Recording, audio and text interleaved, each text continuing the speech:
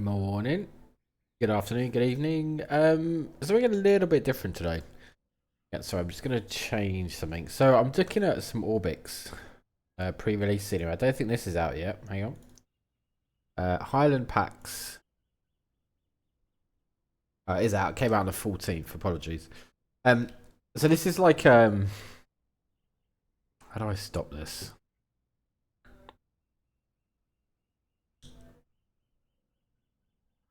So this is like a group of little like kind of little airstrips in the mountains in Papua New Guinea for kind of bush pilots. Obviously, there's some villages, quite remote villages that need supplies, etc. Access to doctors, all that kind of stuff. Um, and so they've got some very, very small kind of forest strips, shall we say, in the mountains. So we're going to go and have a look at these today. It's quite difficult to show you. So what I might do, hang on. I was going to show you on Navigraph, but they're not actually in Navigraph. They're that small.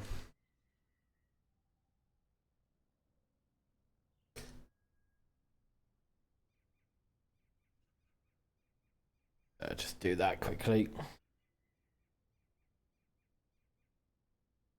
There we go. So, but it's pretty cool, right? So we've got these different airports here, all in Papua New Guinea. There's over 100 unique models, or all the models are PRB textured using advanced weathering techniques. All the models have been loaded to give you a maximum detail, yet refrain to some on smooth performance. So this is like dialing in the scenery when required, so it's not just consistently in your sim. All the time. Sorry, I'm tired. Runways have been given terrain profiles as close to real-world elevations as possible, and approaches and departures have had the vegetation adjusted to facilitate short-field operations, i.e., you won't find the random kind of Microsoft Flight Sim tree in the middle of your approach. Parking positions have been added, surrounding villages, and default auto-gen replaced with more realistic and suitable models. And the area vegetation is already added to fix spare spots in the default scenery. So they've done quite a bit. I've got the route in here. I think I'm going to show you in here if that's okay. Only because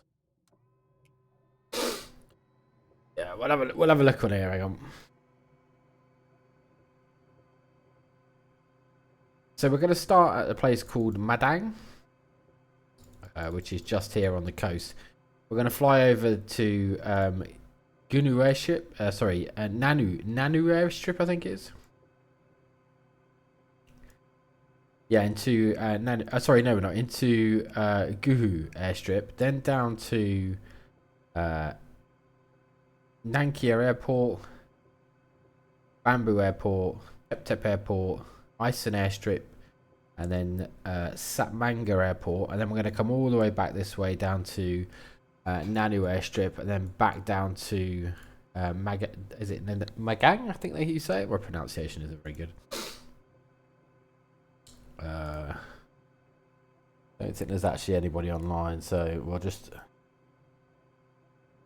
do this. Get a fairly quick departure to get ourselves going.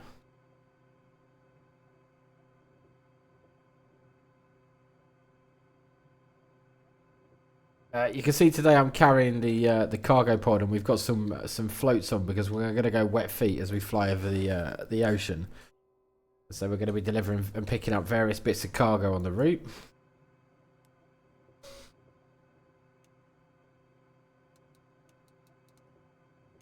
Cabin lights on, and they're off. Start pump on. Let's just check the throttles rolled over.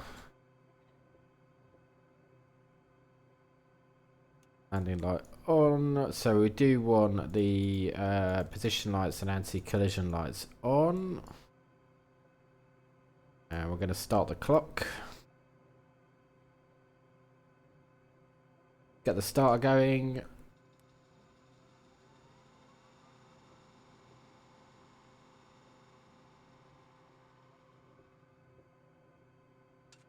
Sometimes it's that.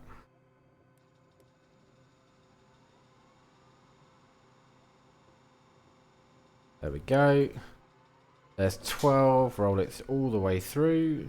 Ah, catch it right.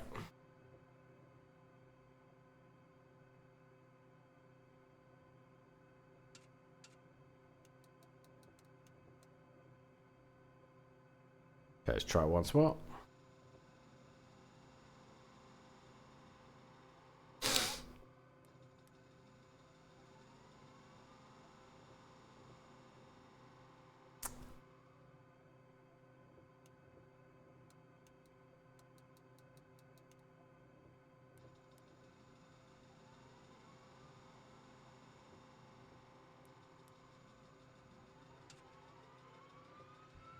There you go. TOT's rising. Yes, it's through. That's good. So we're 1,000, 2,000, 3,000. Back below. That's fine on the start. Blades are turning. Turn the generator on.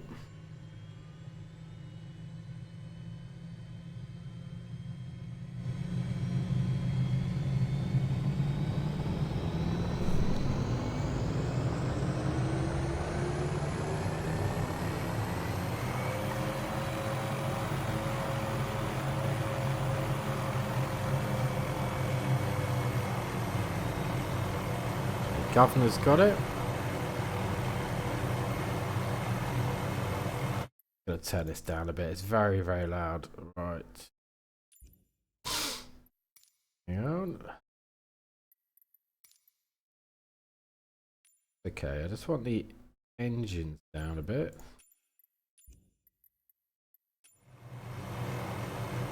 Would that really help?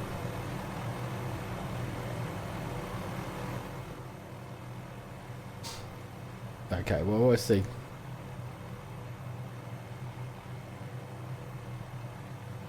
Yeah, that's that done.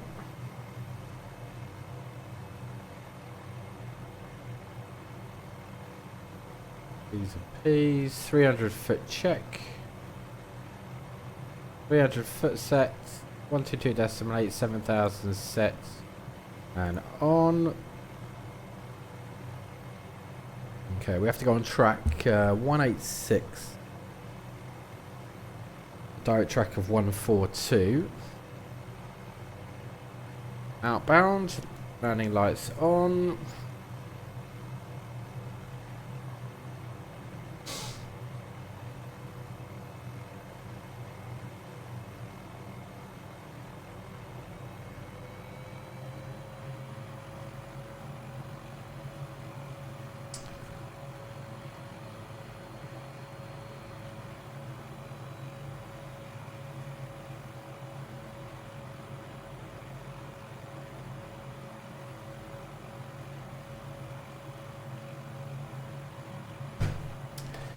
God, I can't remember what it is. Hang on.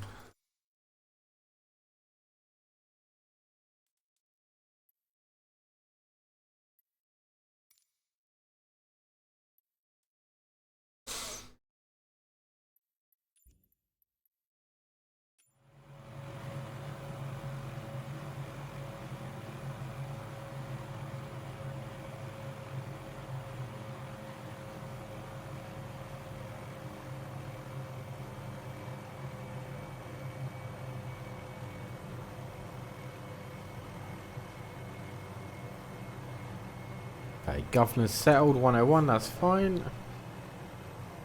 Roll this over. Let's just quickly do that. Let's check what the pressure is.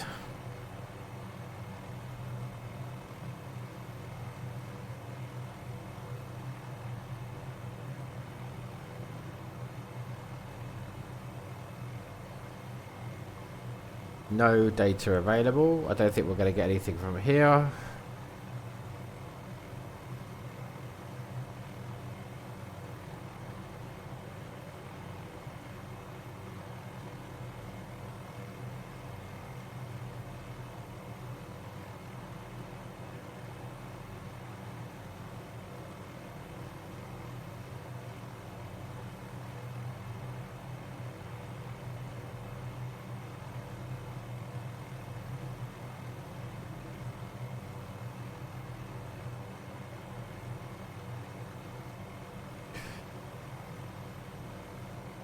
There's the wind. Track IR.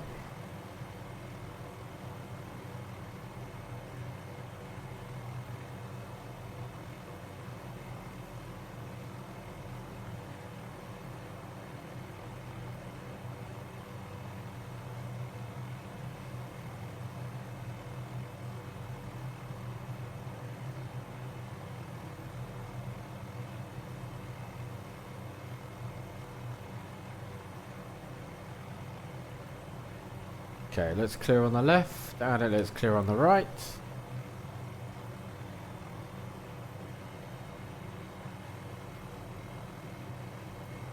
Hang on.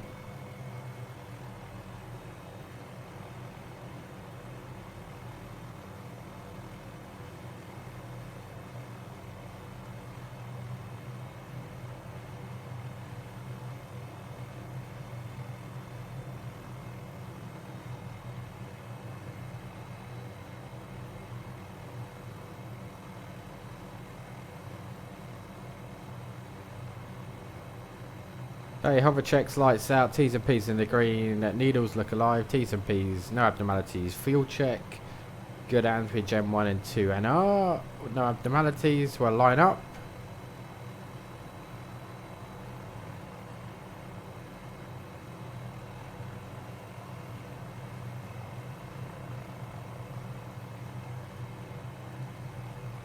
Okay. Clear on the left, clear on the right.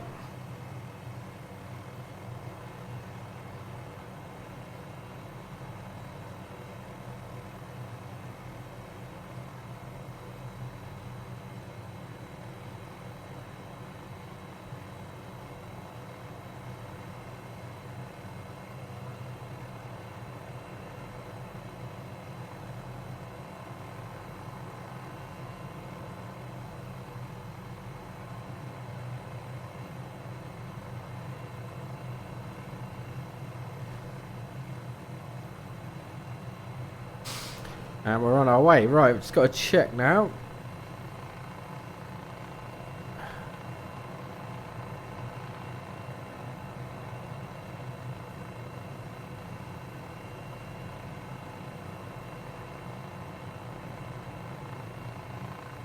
Okay, it's a right-hand turn out.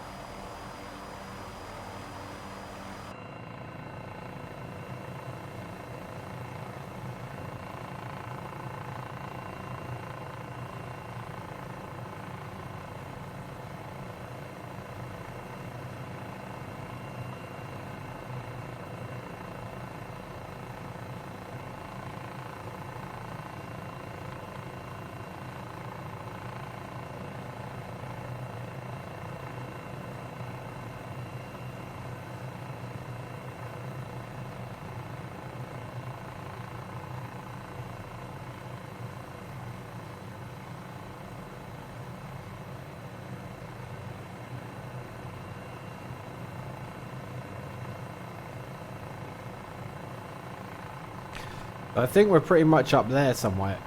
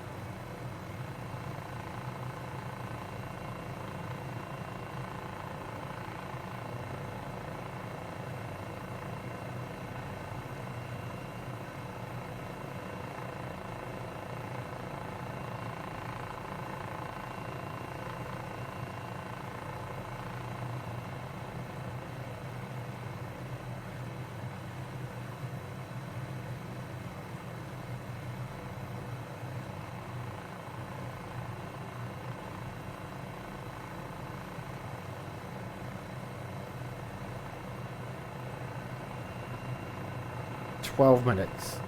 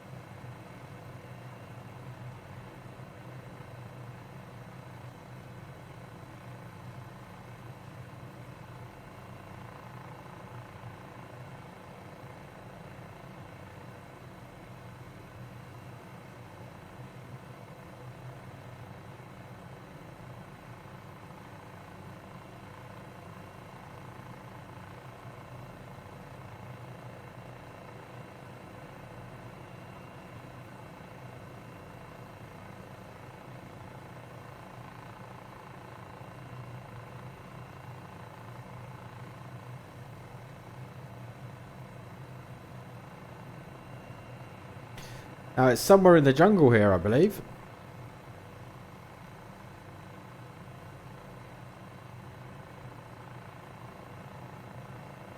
Down there.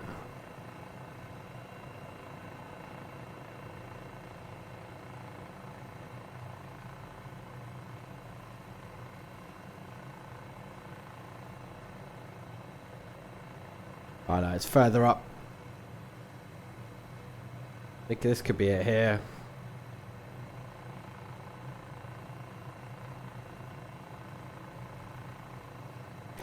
Okay, we've got loads of power still. So we're okay on that. Just a bit worried about the altitude later on. The outside air temperature is 21. We should have enough power in the mountains. Elevation's 11,000 feet. I think 14,000 is the limit.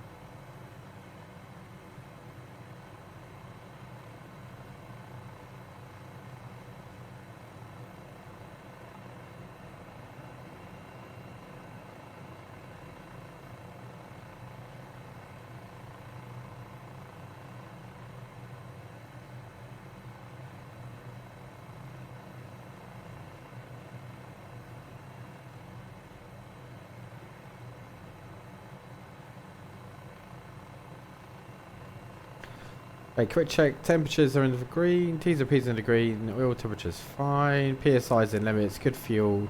DC and amperage is fine. TOT's in limits. And N1's in limits. N2's in limits.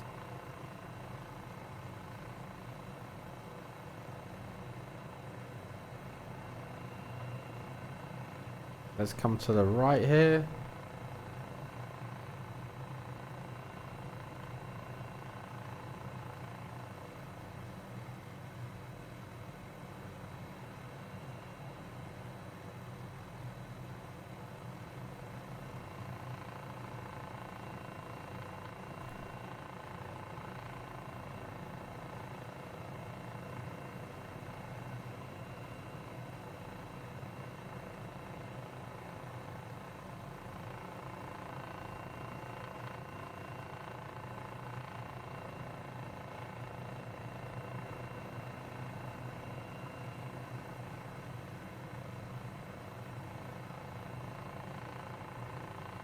Got to be a bit careful of the wind rolling off these mountains. Don't want to get caught in any kind of downdrafts.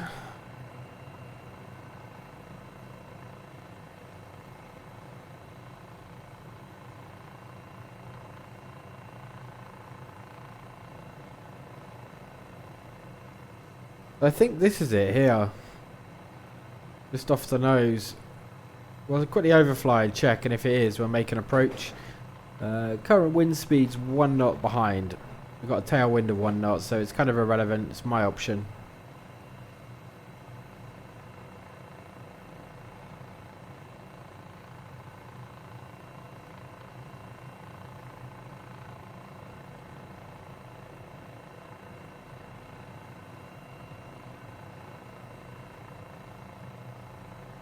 I'm not actually sure that is it. I thought this was it here.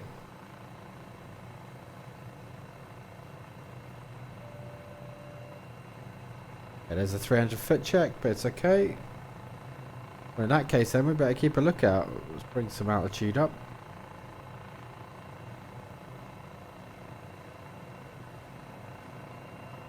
Bring a bit more power. Ooh. Why is it going all weird? Oh, hang on. Is this it down here?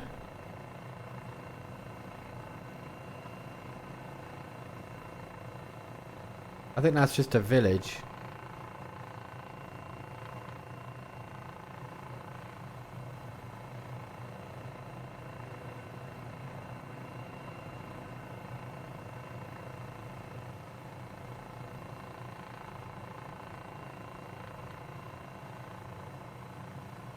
Anybody see a landing strip down here?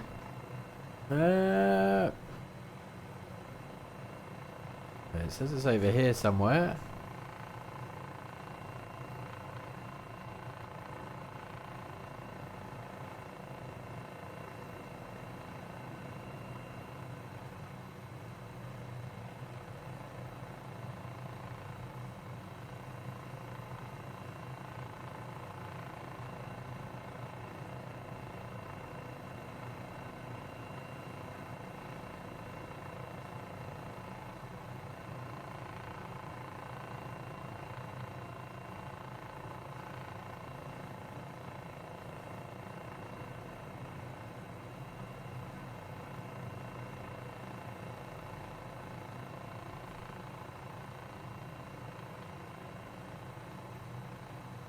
Is that it off the nose?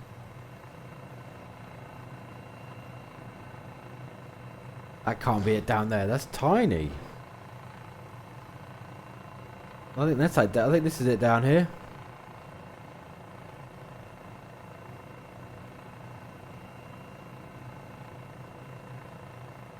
You'd never get a plane in there, would you?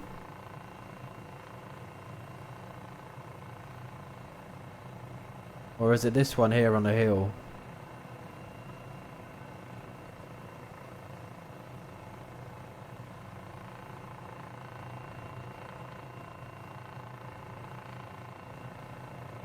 Even that looks really small. What's that there? This looks a little bit more like a strip of some kind.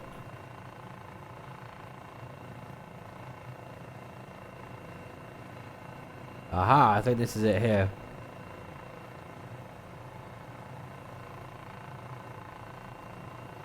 Okay, we'll make our approach then.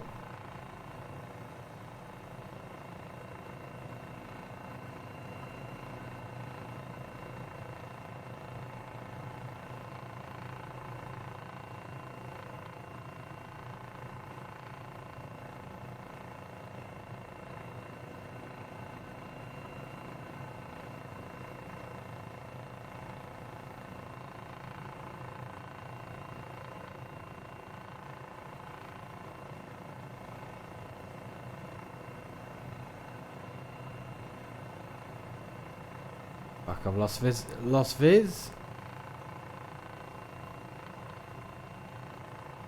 This is really hard actually.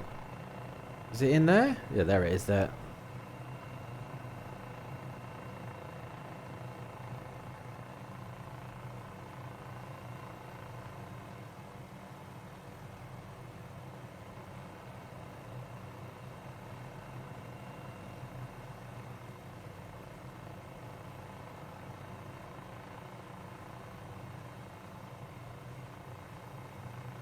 How the hell are you supposed to land a Cessna in here? 300 foot check clear, continuing. Okay, yeah, there's the cones. Just watch the trees. Okay, rotor clearance is my biggest worry in the canopies at the minute.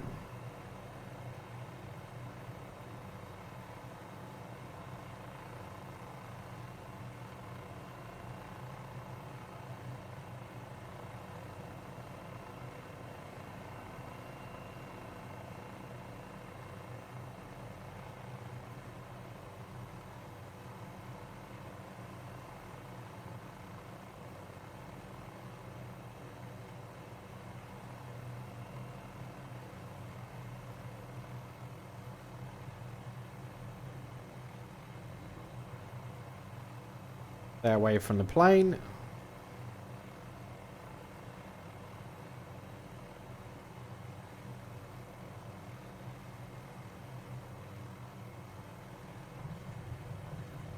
There, contact.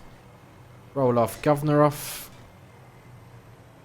Throttle idle, governor off.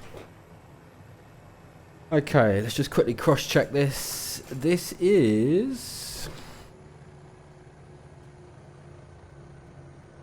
Oh, this is Gahura? No, yeah, this is correct. Okay. It should be Nanu, but okay, fine. Bring that off.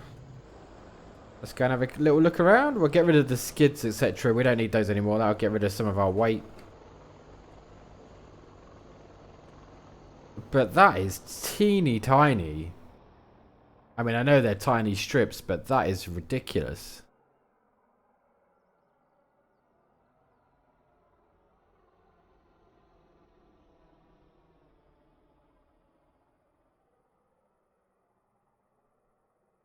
Some rock placement in there. What have we got in here then? Let's have a look. I think this is the actual village itself.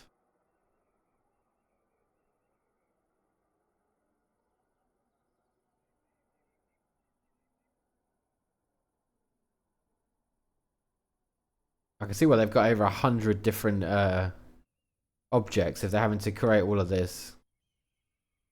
That's crazy.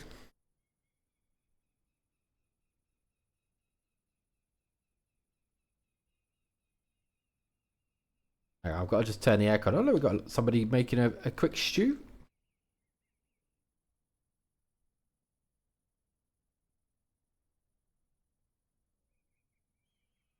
Ah, that's obviously that's how you'll find the airfields because of the activity. Okay, you can see they got the custom vegetation put in here that they've built.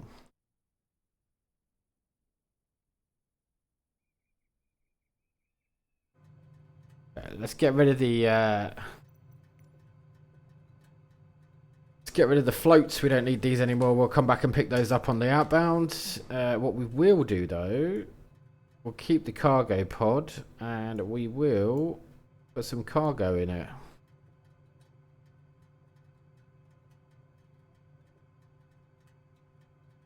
$270. There we go. Hopefully we've got rid of those now. Yeah, got rid of the floats. Still got the cargo pod. That's fine. So we're going to make a mosey on now to our next waypoint, which is... that was Guhu airstrip. But we're actually now going to oh my god. Nakina Airport. It's just down the coast. Flight time for this. I won't know until we're airborne. Okay, fine. So let's just quickly do that then. Let's bring that off. And bring this up. Thank you.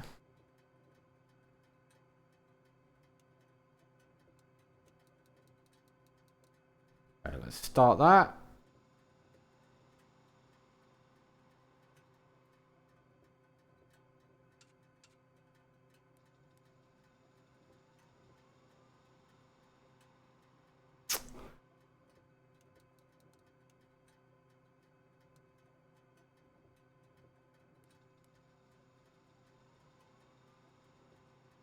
Okay, 10, bring it through. TOT's coming up.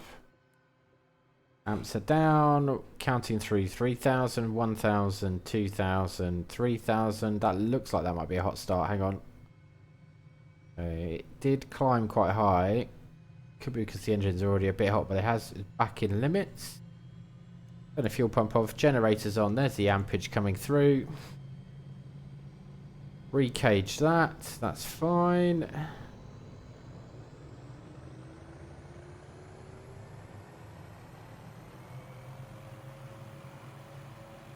Hang on, the governor hasn't got it.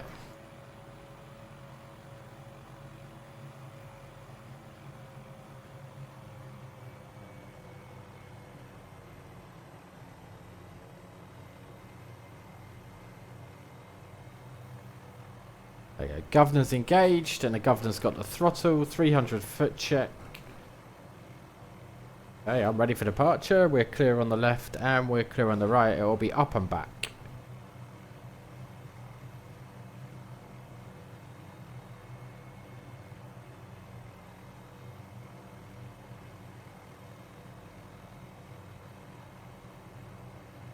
A little bit more power, a little bit more power. Light skids, let's just get out of the foliage. Bring her back, come on.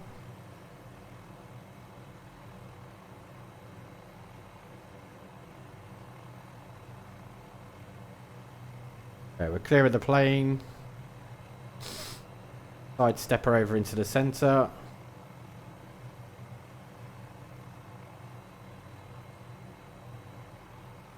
Okay, quick departure check then. Lights out, noodles top of the green, T's and P's and limits M1 and 2. NR's fine. Fuel check. Ampage, voltage is good. Okay, we're good to depart. In fact, we might need the whole runway here. So let's bring around this way.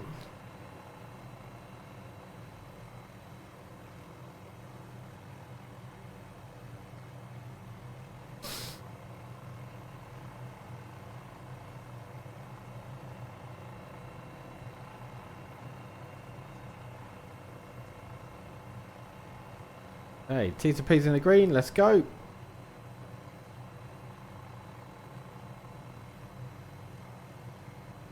Looking for 60 knots ideally.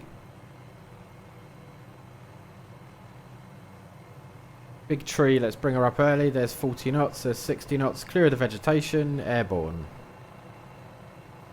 Alright, where do we go now then? I think it's a left-hand turn. Right-hand turn, sorry.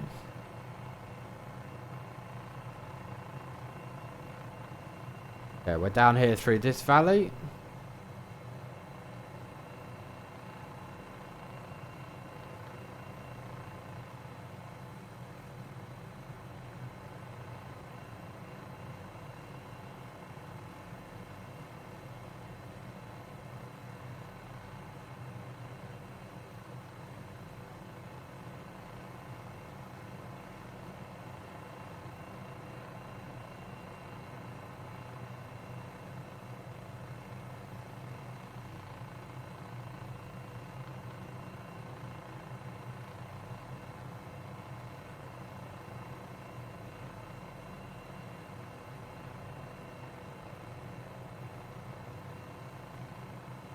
Okay, just do a post-departure check then. Lights out, noodles top of the greens.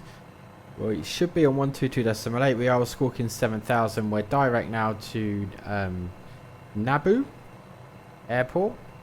Needles are top of the green. No abnormalities. And we are on 9 at 8-9. We've got a little bit more power to put in.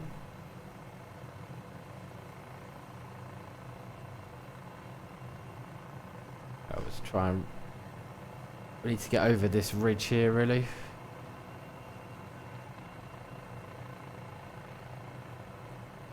Okay, let's come round on the left here.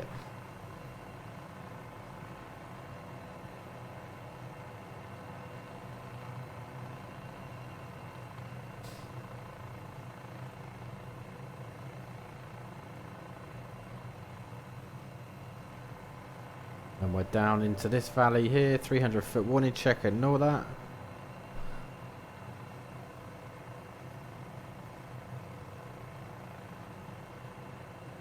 It's a stunning area though. Amazing for, this is amazing for bush flights, if you're into your bush flying. It's perfect. Right. Kind of on track. I think we're over here somewhere. So we'll just fly around here this way. We're running a little bit low on power. We haven't got a lot left at altitude.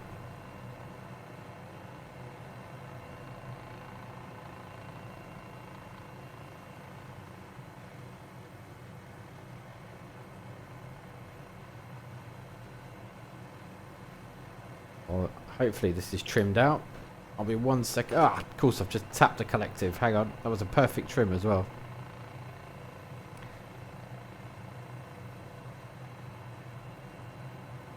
Just need to turn the aircon on. It's getting a bit hot in here.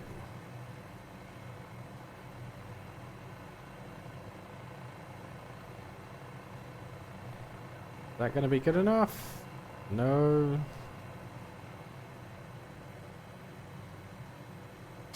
Alright. Might have to pause it. Hang on. 1 second.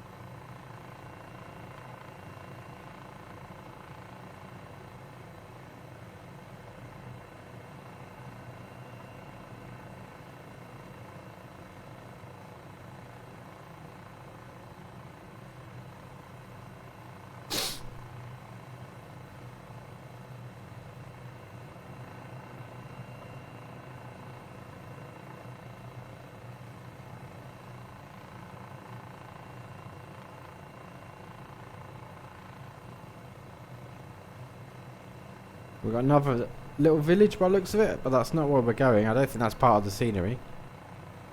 I don't know if that might be Microsoft.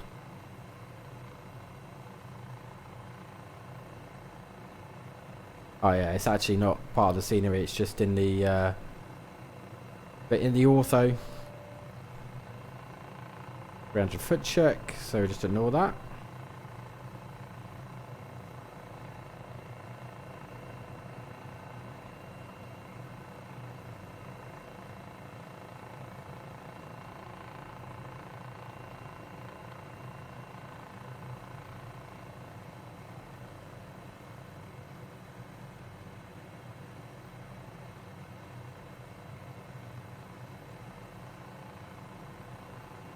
We're 6 minutes away at a minute. And we'll come left around here.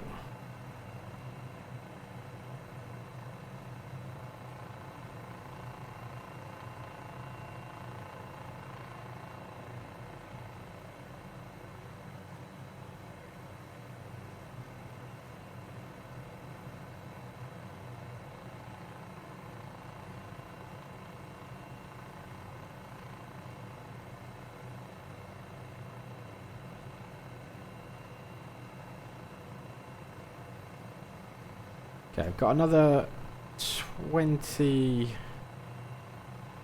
Yeah, 20 PSI basically to playable to get us over this ridge line. Let's bring that up a bit, see if we can start climbing.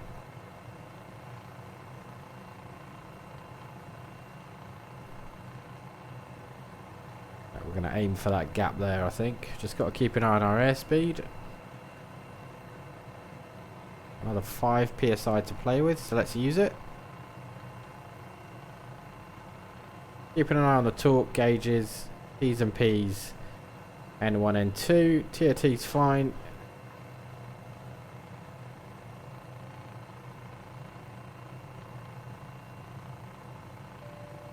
A 300 foot check, ignore that.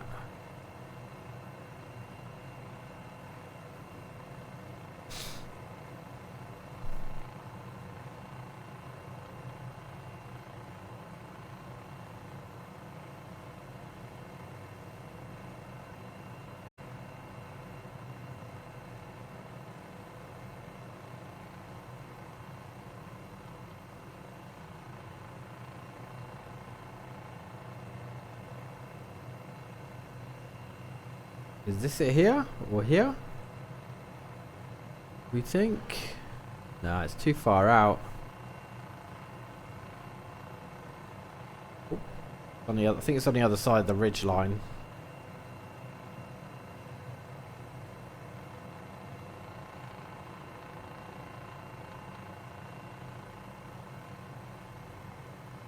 Hey Puncher, how are you?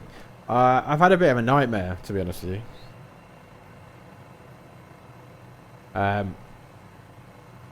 So a couple of things have happened.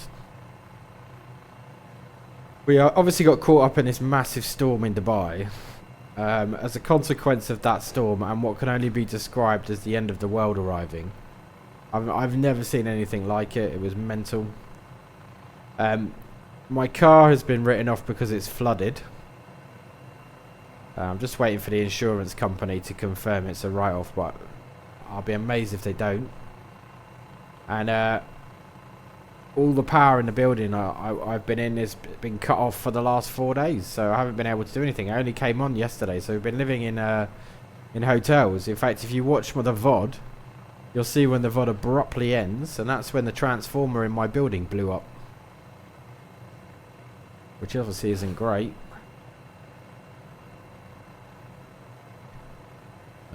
So I'm looking for an airport though. We're in Papua New Guinea at the minute. We're just looking at some Orbx scenery, the kind of Highlands pack. These are like remote little landing strips in the middle of in the hills of Papua New Guinea. Room service and comfy sheets. I mean, that is true. I can't complain, right? It's a little bit first world problems, but you know, I literally just had Eid, so I'd spent a lot of time in hotels in Eid, and after a while, I get a little bit pissed off. You just want to get home, right? Nothing like your own bed.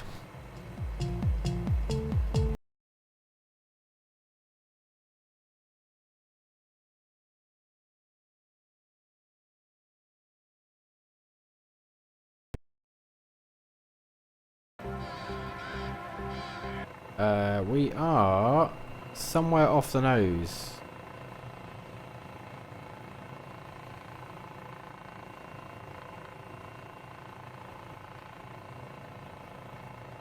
Yeah, it's really nice, man. I've never flown over this side of the world. Actually, it's really beautiful.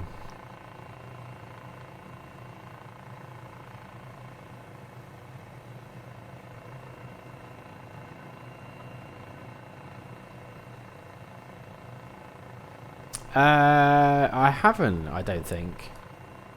I may have Niagara Falls. No, I've seen Victoria Falls. Is it? In Kenya or on the other side of Kenya. I haven't seen Niagara Falls. No. Right. Does anybody see an airport around here?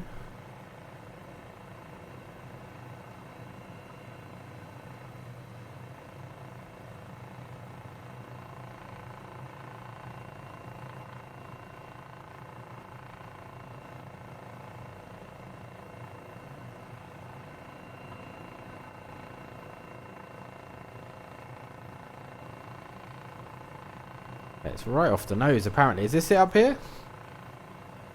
This could be it, actually. Off the nose. Quick wind check. What's the wind doing? Into wind, actually. Yeah, this is it here. So we'll fly over. We'll make a left-hand turn and we'll follow it in. Normally, you can see some cones or something. The idea. 300 foot.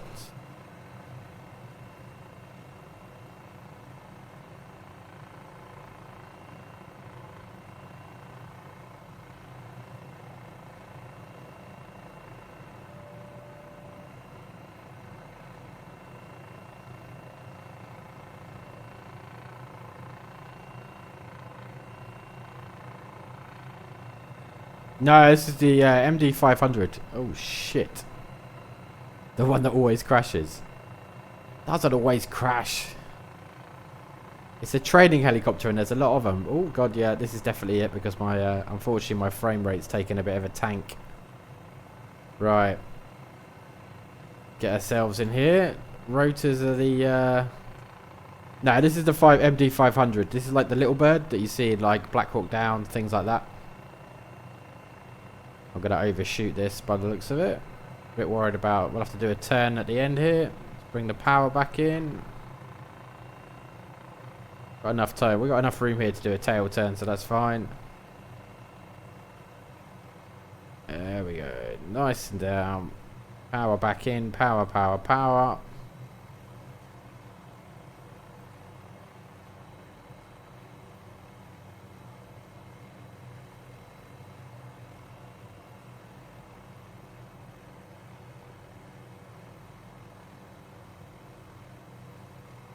How are you supposed to get like I said, a small single prop in here? God only knows. This seems very tight, even for a helicopter. Right, somebody needs to put the washing away. This is going to get blown all over the shop.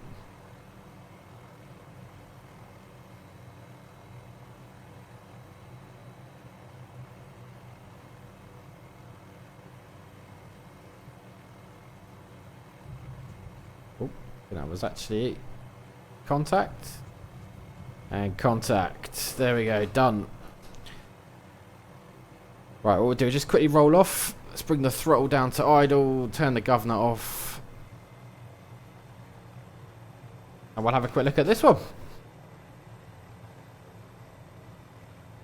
No, not really, no. You shouldn't. What you mean on landing? Or on landing is okay. I didn't realise how close we were down to the ground, to be honest.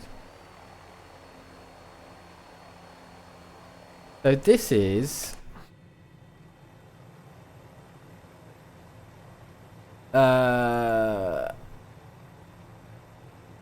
Oh god. Nankia Airport. Yeah, so this is the MD500. This is what it looks like. And we're carrying a little cargo pod just to get it out. Yeah, I think it's a tough gig if you need a quick snack, like you say. Oh, look at that, we've got somebody here feeding the chickens or the ducks.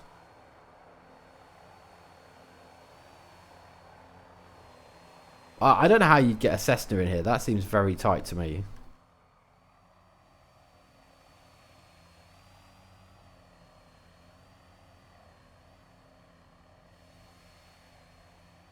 But they've done a particularly good job on the modelling again, Orbex. That's pretty cool.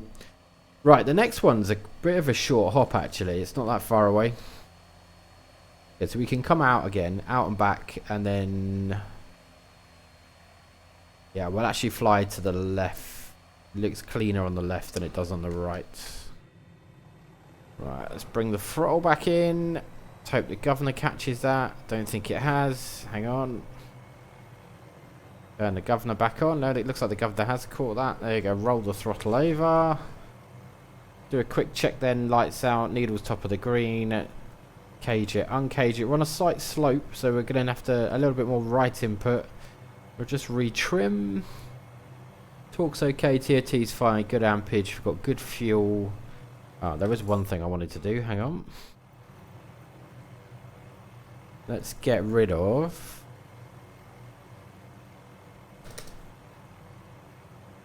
some weight. There we go. Ampage M1's fine. Anti-collision lights are on. We can turn this off. Fuel pump on. Gen's on. We'll bring this out, and then we are then over to Bamboo Airport, just over the ridgeline by looks of it. Okay, so let's make a move out of here.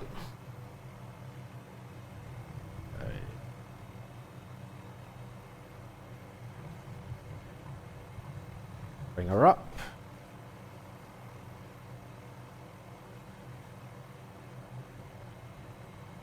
Just sidestep her over.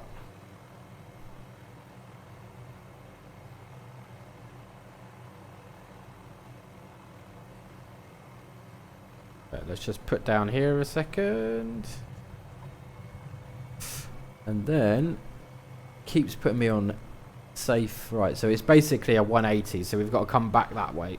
Okay, fine.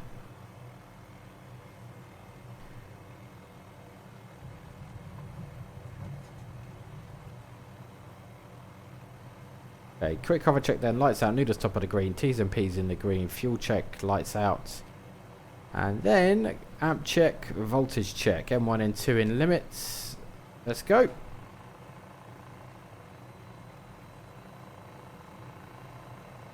Let's watch the tree. And come out of the valley. Gonna make a quick right hand turn out here.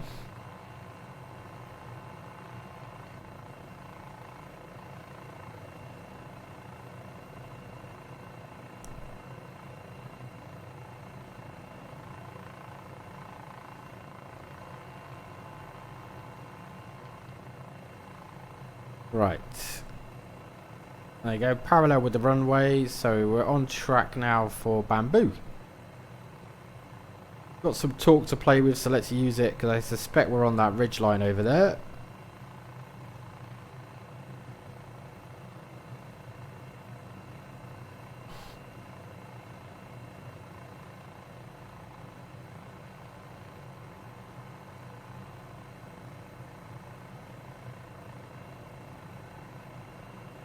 I have a sneaking suspicion we're up here somewhere.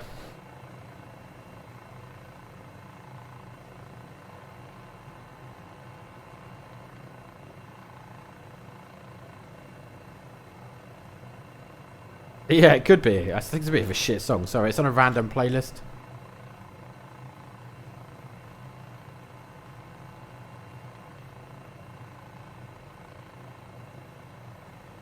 Did I find an old CD? Yeah, I pretty much did on Spotify. Okay, this could be it here.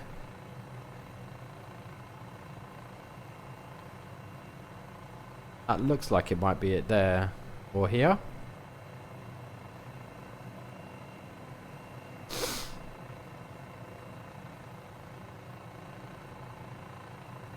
Yeah, that looks like it could be a runway. In fact, it is. I can see cones. Yep. So, quick wind check on my side. I've got 3 knots into wind. So, actually, we're going to have to do a complete 180 and go back to the other end of the runway.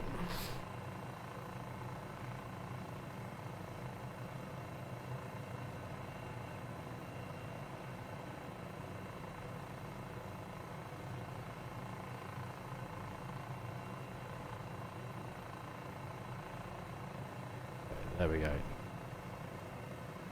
I want to fly into wind. So we want the wind hitting straight onto the helicopter. If you look at the wind's coming across the nose. Actually, I think it may have been... I thought we were turning into wind, but I think you're right. It might have been the other end.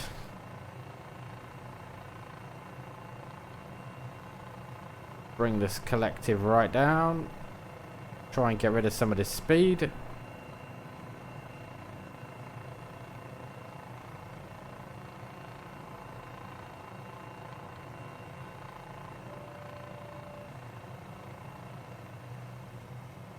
Look, I've lost visual with the runway. I thought it was right off my nose, but I don't know where it is now. Is this it here?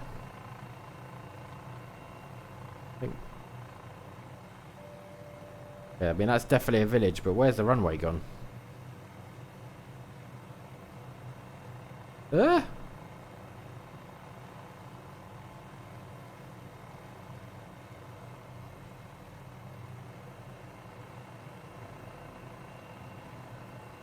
Aha, there it is. Okay, I can see it now. I mean, imagine trying to land in a plane. I'm not sure. I'm not even sure I could do that. That seems particularly hard. I mean, you'd literally have to be like this, right? And then... Oh, okay.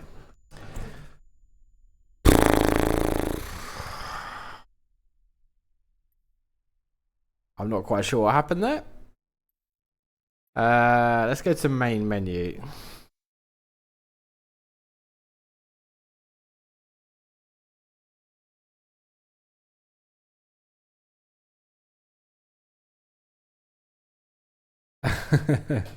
That's what happens when rotor wing pilots try and pretend to be fixed wing pilots.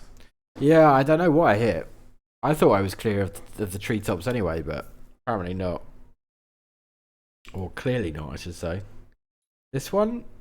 Yeah, bamboo. Set as departure. We want our arrival actually to be up here. So we're going to go and add this one in, add this one in, add this one in. And then it's back to Nahu. And then back to Guru to pick up the floats. And then we're back into Maddang. Right, let's just close that down a bit.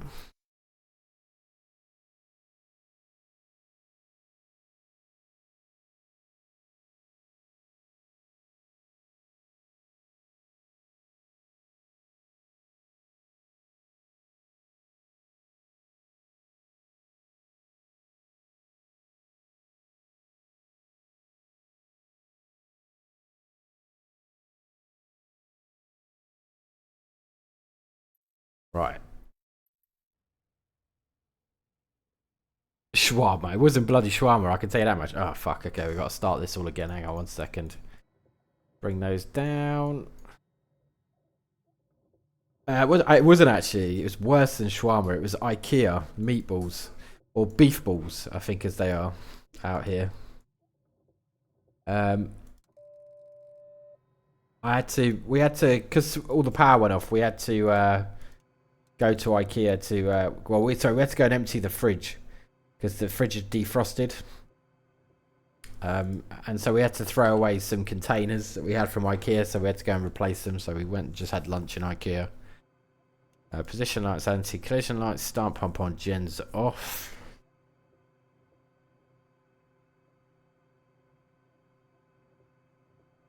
Yeah, it's cheap, man. I couldn't get over how cheap it was. Like really cheap. Like, so I paid for me, my missus, and my daughter. We all had meatballs. I had some deep fried like bang bang prawn things. And we all had a drink.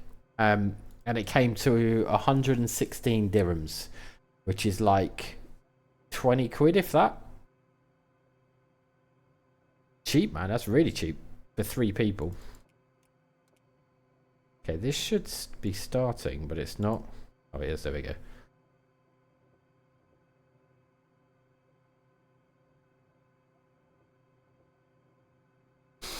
Yeah, it's good value for money. Really good value for money. Right, this is all okay. So now I've just got to work out where the hell I am. So before we start, what we can do is just have a quick look around here. So we came in this way, and apparently we hit something on the way in. So I'm not quite sure what we hit.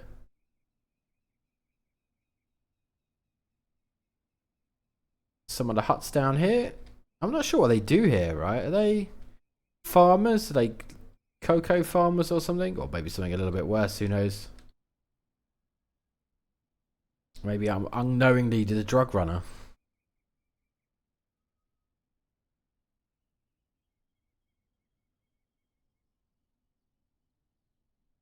Cocaine farmers, yeah.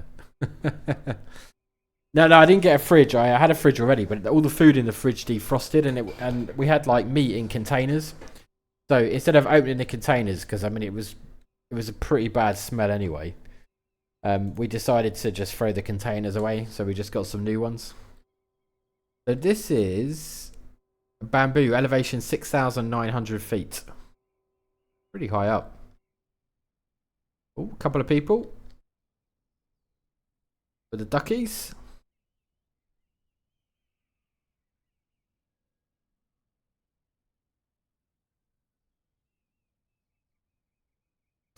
Anyway, right.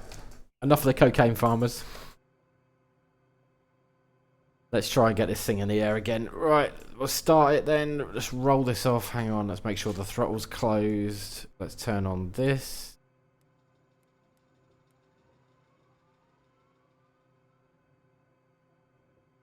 I say I didn't start that, did I? I was a start switch.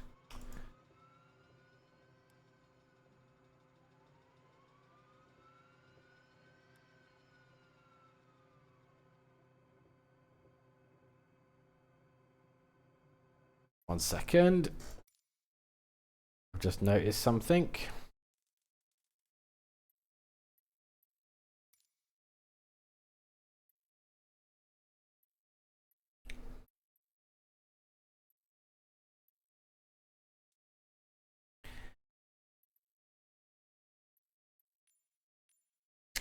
Come on. Get that off, thank you. Right, landing lights is what I want.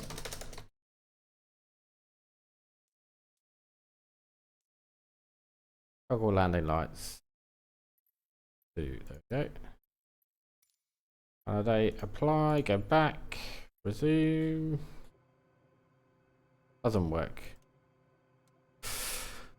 Oh well, never mind. Right, where do we get to? Start, right. Okay, start motor on. There we go. Through 10 and 12, bring the throttle in, TOT rising. Amps has come through. 1,000, 2,000, 3,000. That's below the TOT hot start, so that's fine.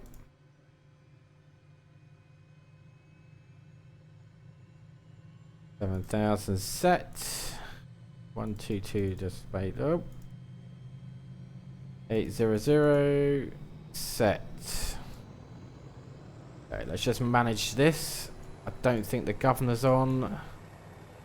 Generator on, start pumps off.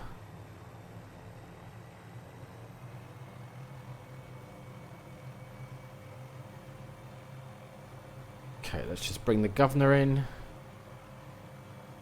Okay, governor's got control now of N2. I think it's about 3 hours on a full tank. If that, about 2 to 3 hours. If it's not fully laden, etc. That's the other problem, right? If you put weight in it like we have, then I think I was about 85% on a tank. Cargo pods there, that's all fine. So let me just check that. Yep. Okay, there we go. Right. Let's bring her up.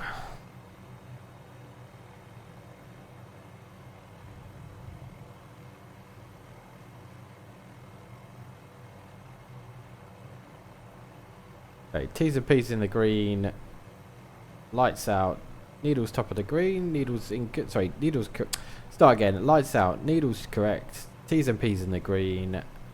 M1 and 2 stable. NR's okay. Fuel check. Amp check. That's it. I think we're good to go. Right, let's go. There's no way we're going to get to 60 knots here, so we're going to have to climb out early.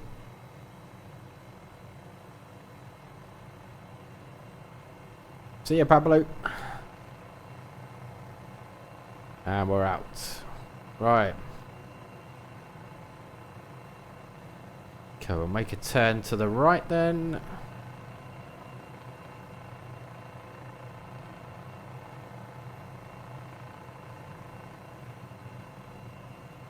Got a little bit of torque to play with, so we can use that to get through the mountains. Try and keep the speed up and the altitude and the VS up.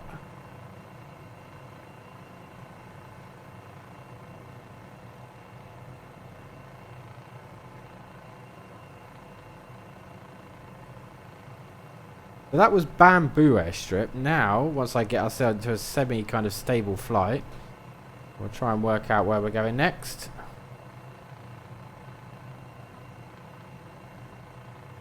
Yeah, that looks okay. And we're off to Tep Tep Airport.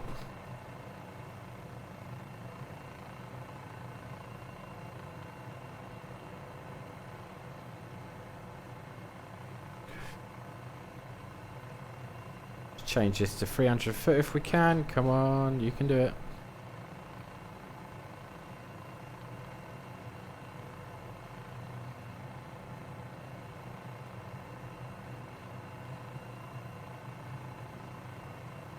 I think that was set at 300 foot anyway.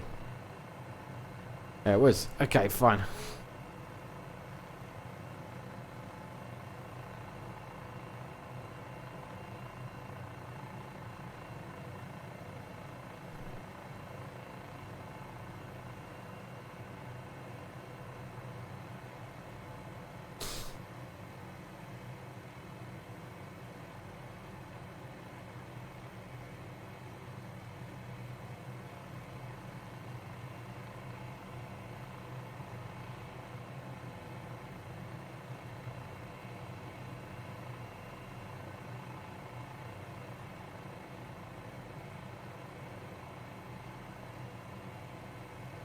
It's over here somewhere, I believe. 300 foot warning.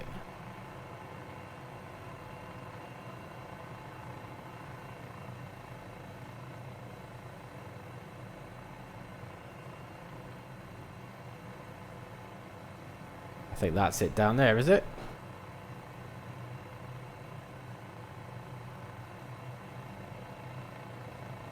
Nope, that's the other one. It's over here somewhere.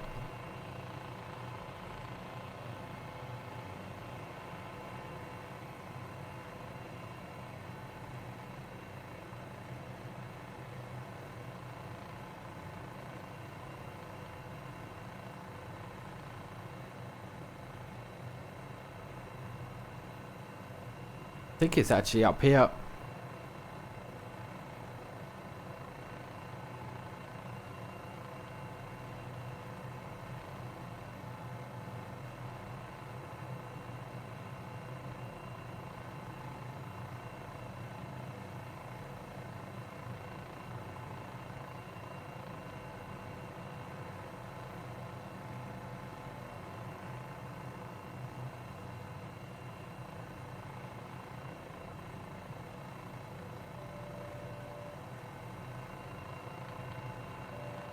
That's behind us. Whoop, shit. That was lucky.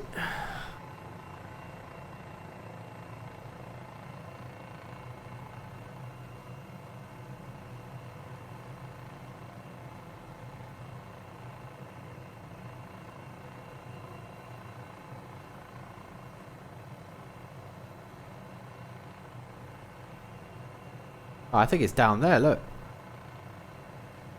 Woohoo! Let's get down here then.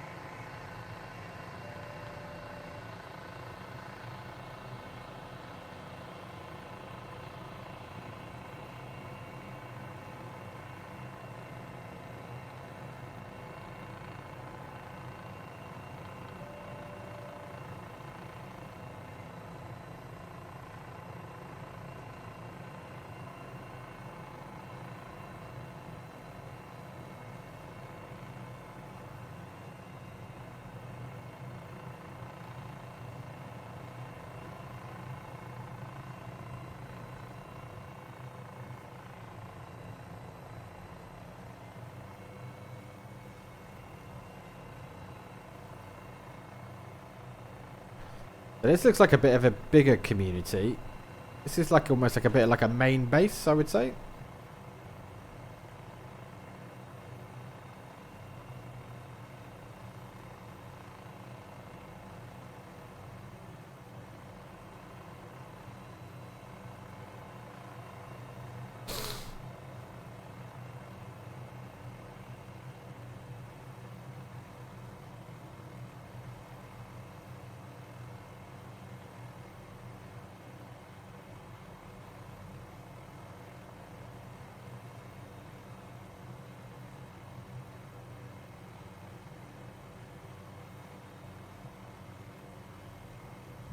Oh.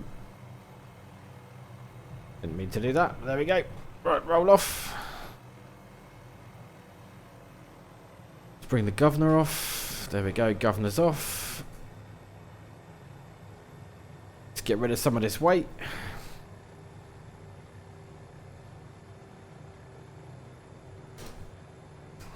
Oh.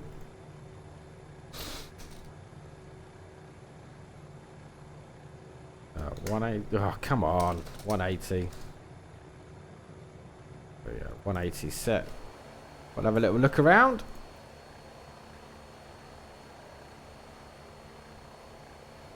Yeah, so this looks like more of a... You know what, hang on. Let me just check we are actually in the right place. Oh yeah, this is it. Tap Tap Airport. Okay, yeah, this is it. So this is Tap Tap Airport. Looks like I said, looks like one of the bigger ones, to be honest. More of a community here. More of a more sensible approach as well, an airport. The other ones have been pretty small. Okay, washings out again.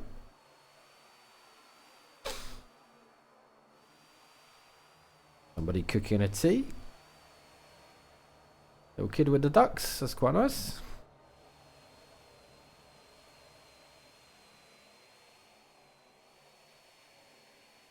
Nice little garden there somebody's got.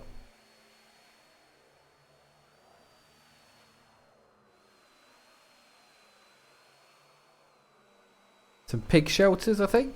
Or some boar shelters. Where are the little boars? They should... Oh, they will put the boars in, man. They should have put the boars in. Or was that maybe for the ducks? I don't know.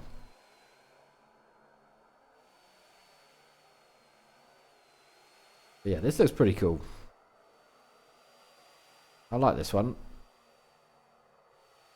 Got a bit of a dead tree here. In fact, we've got a couple of dead trees. Oh no, it's not dead. Just looked like it was from a distance. Okie dokie, right. So this is Tut Tuts. Tap Tap. Tap Tap. Tap Tap Airport, there we go. Tap Tap Airport. So now We've got to go to Insan airstrip.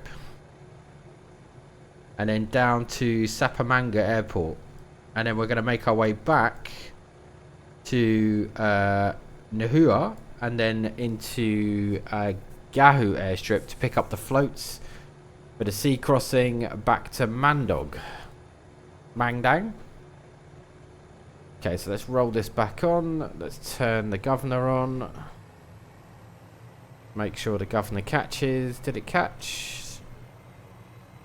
Looks like it has caught. Yep, the governor's got control. Just bring the trim off.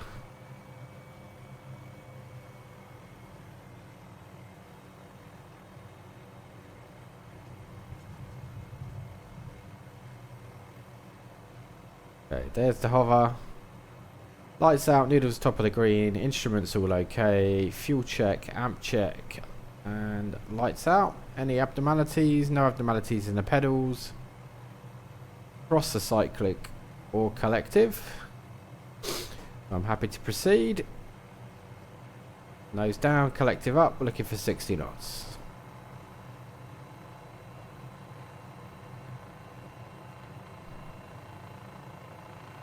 There's 40 knots. And there's 60 knots, nose up.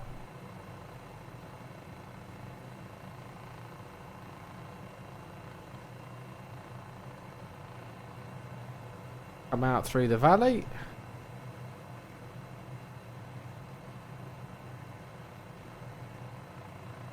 Right, now there is an airstrip which could well be over this side.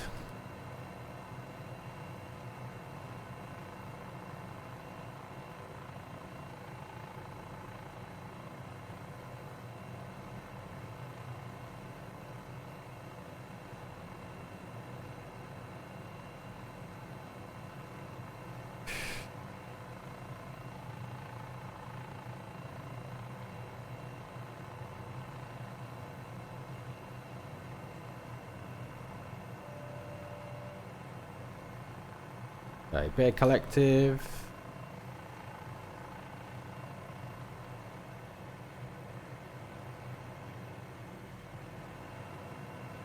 Oop. Is that it there? I think that's it off the nose there. Just a quick wind check. Okay, currently into wind now.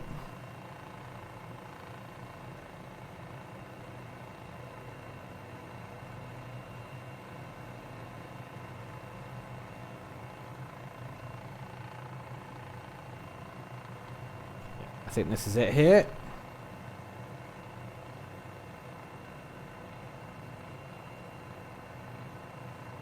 There's no way you'd get a plane in here, surely not.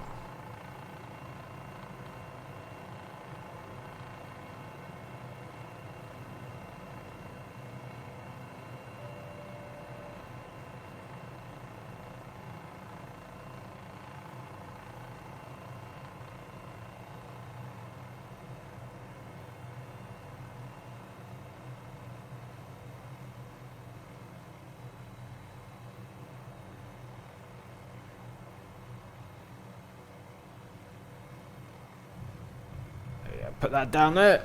Roll off. Governor off. There you go. Rotor's coming down now.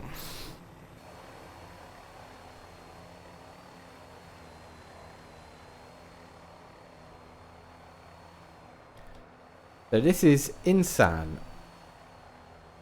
airstrip. And somebody just looking after the chickens. Oh, we got a goat there. Goat and a few pigs. Got a cock riding a pig. Looks like he's having a good time. Couple of people having a chit chat around the fire. I wonder what this place looks like at night, actually. I didn't even think about that. Hang on.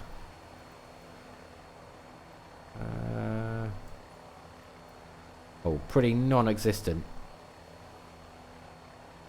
So if it wasn't for my lights, you probably definitely wouldn't see anything. Which I thought might be the case.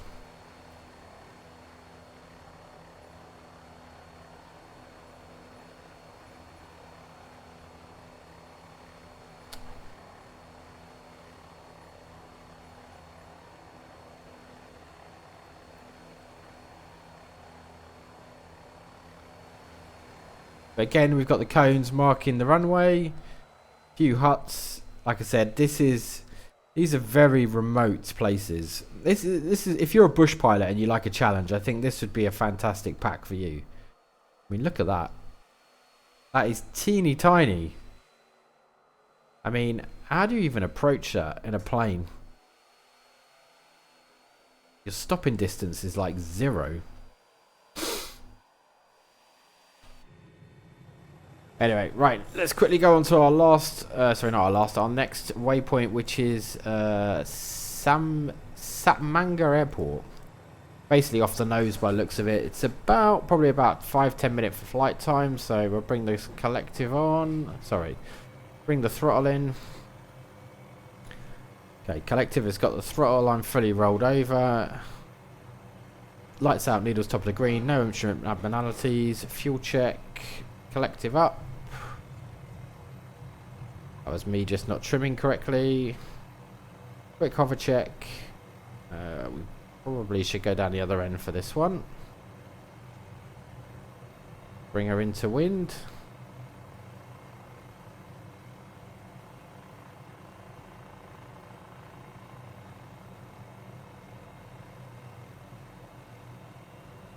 OBS. A little bit. I'm kind of invested in Microsoft Flight Sim now. I've got quite a lot of add-ons and I don't really want to repurchase them. I will go back to X-Plane 12 at some point. I'm waiting for the 109 to come out. The guys that did the 139 are working on the 109, so I'm actually just waiting for that to come out, and when that does, I'll probably be going back to X-Plane 12. Right, let's go. Collective up.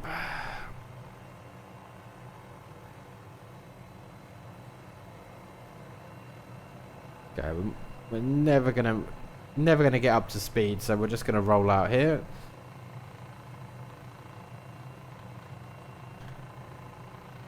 No, I haven't totally disbanded it. I just think that it is pretty good.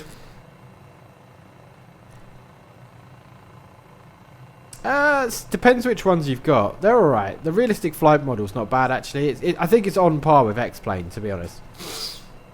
But it really does depend. Some of them are a bit arcadey, because some of them have been made specifically for kind of the Xbox market, etc. And you have to make sure that you've got the realistic and modern flight model turned on. Otherwise, you will have that. But, like, the Cowan Sim helicopters are pretty good.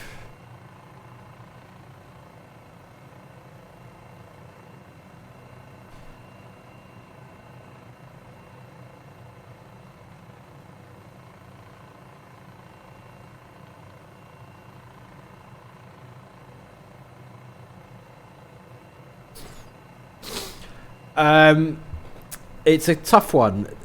I actually really do like this 500, but the 22 is very good as well. The R22, but they're both Cowan Sim. But you know, but then in this kind of like simple helicopter range, these are the two best helicopters I think that are in Microsoft Flight Sim. But in the more complicated kind of bigger helicopter side, the 106 is phenomenal. For that, you know, all you can do with your IFR stuff and all that kind of stuff, your ILS approaches and blah blah blah. But if you're just looking to drop off cocaine parcels in the hills of Papua New Guinea, then definitely the 500's your weapon of choice.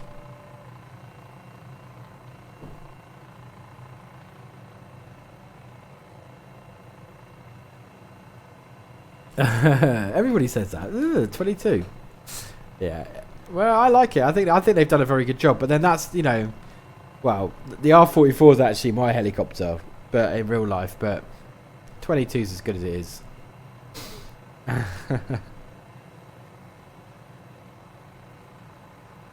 Right. I'm a little bit lost at the minute. Where are we going? The wrong way is where I'm going. Yeah, I thought so. We're down here by the looks of it.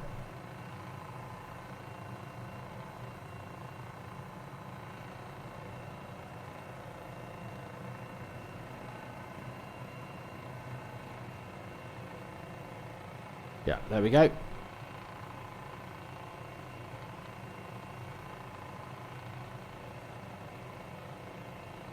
You speak to most helicopter pilots, they've either trained on a Robinson or a Cadbury's G2 these days. You know, the Robinson's family of helicopters, despite a lot of people not liking them, is the mainstay of the helicopter world. So it has a little soft spot in my heart, I'm not going to lie. But I do understand why people say that.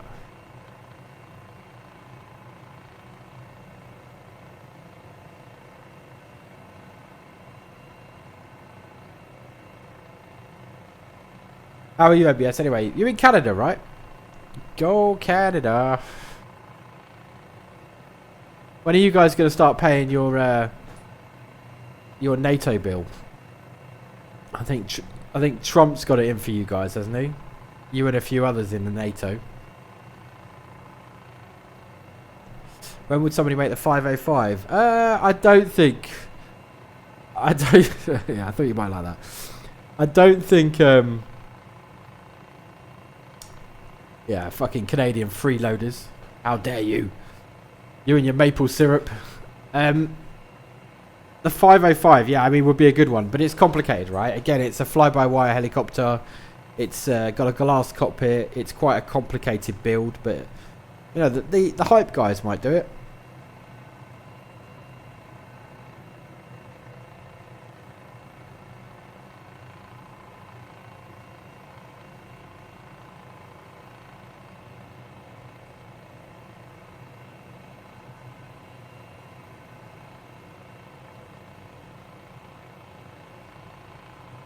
Oh, shit.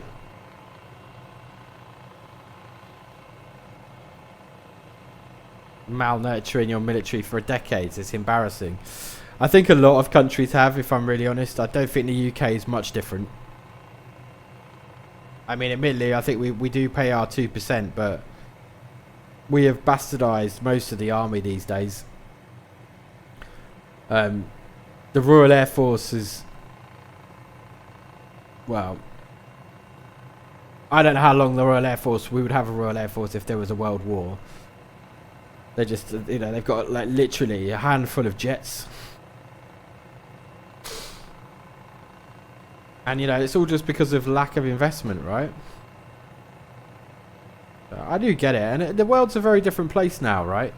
I totally understand why politicians weren't investing in... I actually got rejected from the military recently.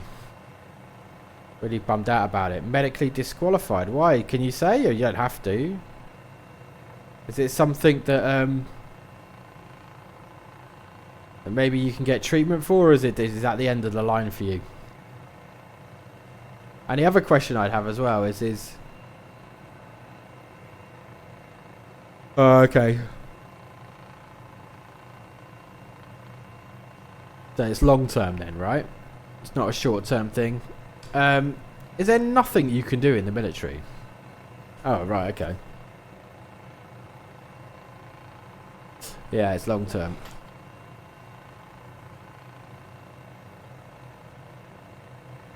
Oh, sorry to hear that, OBS. Because you were applying for flight school, right? If I remember rightly.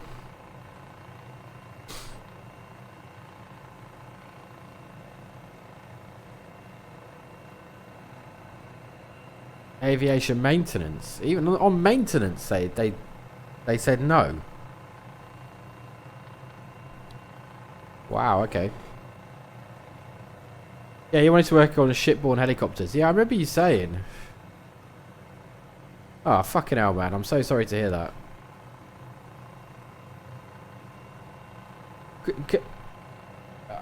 Have you spoken... I know this is a dumb question, but have you spoken to them about it? Have you tried to have a conversation with them about why and what you could possibly do to remove that or that blocker?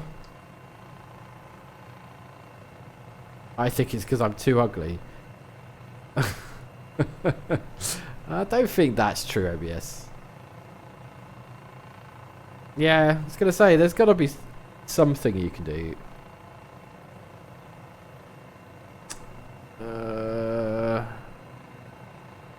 Right, apparently we're here. Can anybody see an airport?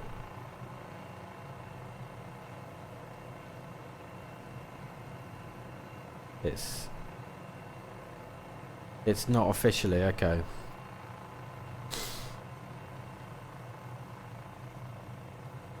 Well, I actually had child asthma removed from my medical record. I probably shouldn't be saying that. I used to have child asthma, but that would have got me rejected. So I asked my doctor to take it off my file. And he did. Now, it was a very different time back then. Well, I just asked him. He was a family friend. I'd known him for years. And he scrubbed it out of my file. But I would have got rejected for that. To be a fast jet pilot. Helicopters I'm not sure about, but fast jet would have been a problem. And I hadn't had asthma for years either. That was the other thing. I had one asthma attack when I was... is this it down here? Hang on, here we go. I think this is it here. I had an asthma attack when I was about 4 or 5. And this is when I was about 18, 16, 17 when I was asking him to do this. And I hadn't had anything since either. And I hadn't been using a ventilator or anything like that. Or an inhaler. So... I think he was comfortable to take it off my record. But yeah, that's really shit, man. I'm sorry to hear that. But try and find something else you can do, right? I know you wanted to be an aircraft mate, a mechanic, but like, there's all kinds of different crazy good jobs that you might be able to do that your medical condition will allow you to do.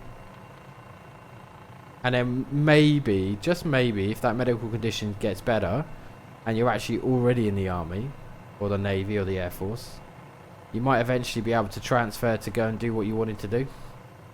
It's a long shot, I'm not going to lie, but... Oh, fucking wet. Is this it?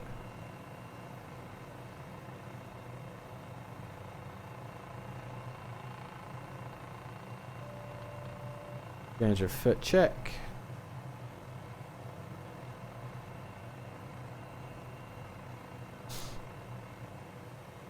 Another tight airport, this one. It's hard, man, with the trees.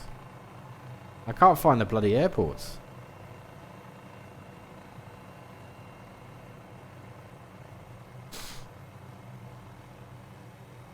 Plus, I really wanted to...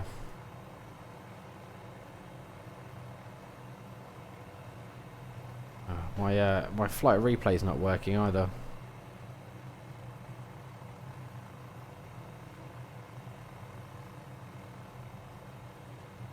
I have no idea. I don't know how you get in there. In a fixed wing. That is a tight landing.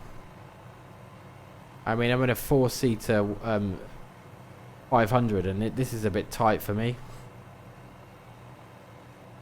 I mean, they do it. There's a guy on YouTube that does it. I've watched his videos. Flies around Indonesia and Papua New Guinea delivering like parcels and medical stuff into villages in the middle of the mountains. It's definitely doable, but it's some crazy flying, I have to say. Right, there we go. Stable. Just bring the collective in a little bit more.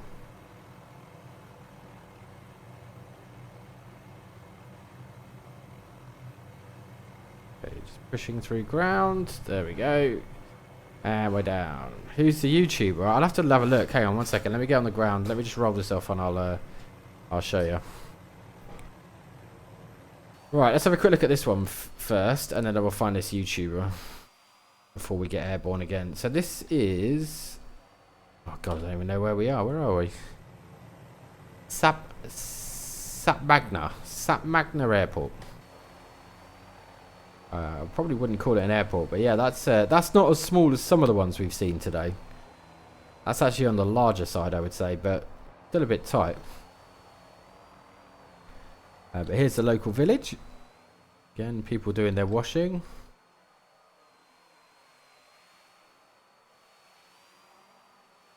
It's quite cool. They've got like the trees that have fallen down and stuff. Done a good job there. Right, let's see if we can find this YouTuber. Hang on. Go back. That doesn't make any difference if I pause it. Right, 1 second. Oh, there we go. Just do that. Right. Right, let me grab YouTube. Hang on, let's see if we can find this guy.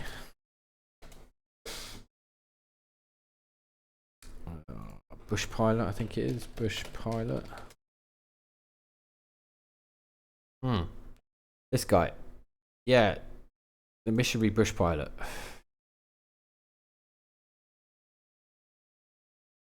Oh, he is Papua New Guinea.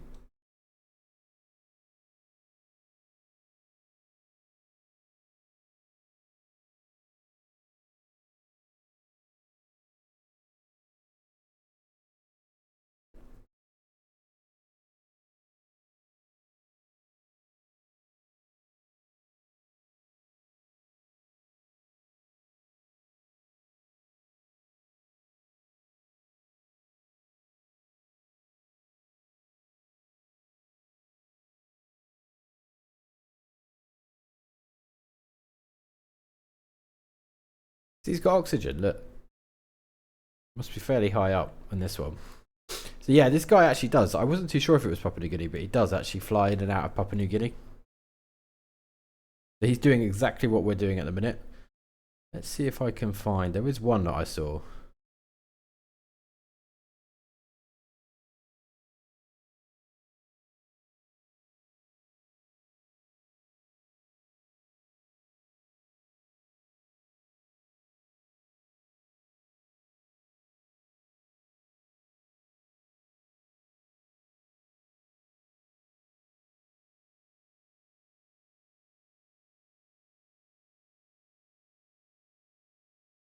There we go.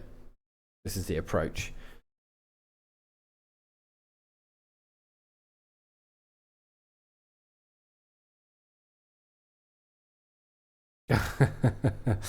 Because I think he does it for the church, right?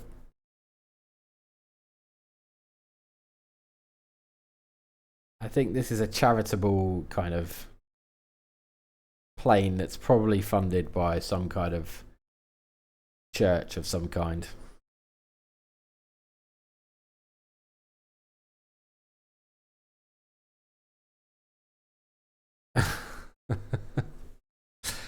Let's have a look. This is going to get me banned probably, but here we go. A person sent on a religious mission, especially one sent, to promote Christianity in a foreign country. So that relates to missionary work. It does also mean something else, but that's the official dictionary title. But yeah, so this is the guy that you want. But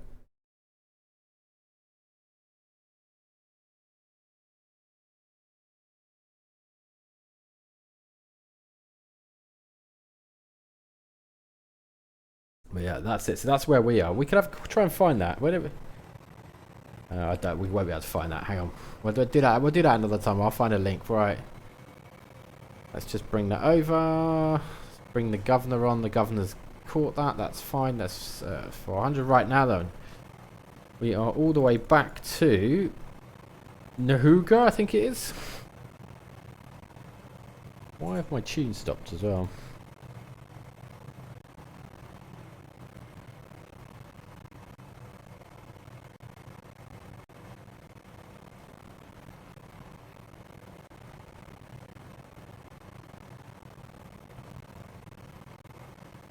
That's really bugging me, that. Hang on.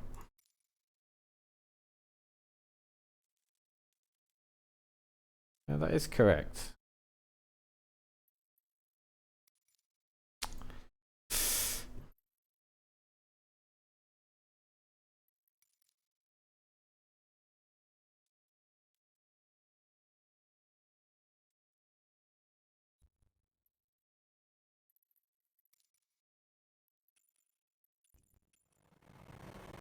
There we go. For some reason, I don't know why I didn't do it before, but there we go. Okay, right.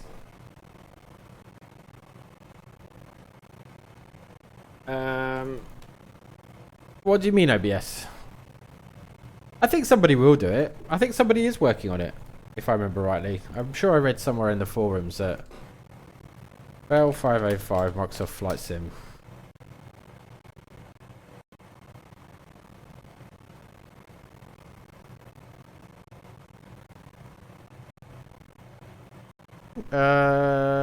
Okay, somebody was...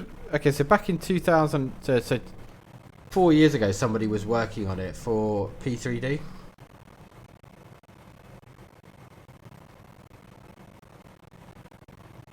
Oh, there you go, look. Oh, Tom Woods is involved in it. So Tom Woods was the guy who did the free version of the 429. So it will come eventually. And it'll probably be free as well for X-Plane. So there you go, if Tom's involved in it.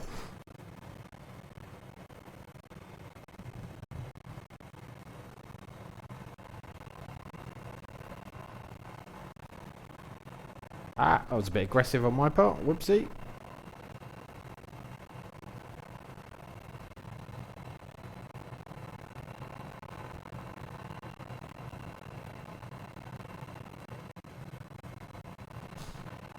Did he? No. I didn't know that. That might explain why I haven't spoken to him for a while, but I did not know that. Right, we need to come this way. So we'll just actually track around the side. I need to Google this. Hang on.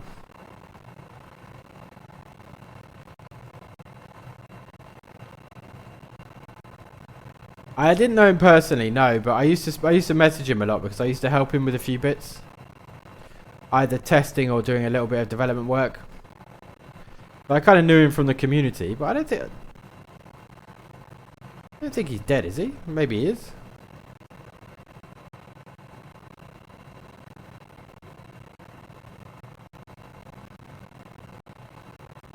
Right, there we go. So we're just climbing out of 500 foot. We're just maintaining at the moment. At 100 knots, that looks good.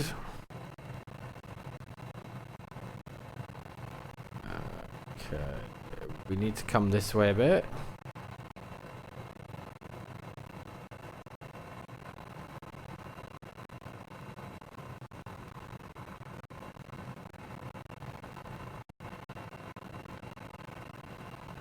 Oh, the one thing we didn't do, whoopsie. I was too busy looking at videos on YouTube. Is... Have I lost my entire cargo pod? Oh, I have now. Okay, fine.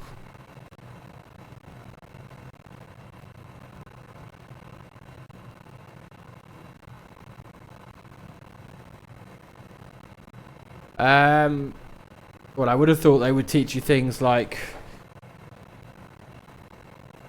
areas to land, slope elevation, you know, and rotation, because especially if you're flying in a helicopter, while in theory you can land pretty much anywhere, you shouldn't be landing on slopes, and also very heavily sloped as well. So how do you, if there's a slight slope, how do you deal with that?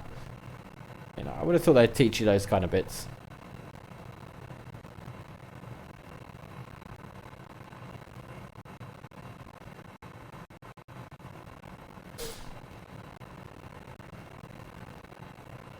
What to do when when your engine cuts out, where you're landing, how to land. You know, it's a very different environment. Would I ever do it? Yeah, I'd do it. I think it's a good lesson to learn, especially if you're gonna fly in Canada, right? You need to learn that stuff. You know, one of the biggest killers in America is in the GA community is actually pilots that end up in IMC conditions. You know, the amount of times that pilots just get lost, and yeah, it's a dangerous thing, right? So if you ever get any kind of pilot training completed in the early stages, make sure you do your IFR rating. So it's the same concept, right? If you're going to go fly in Canada, then you should definitely go and do some kind of mountain training, I guess.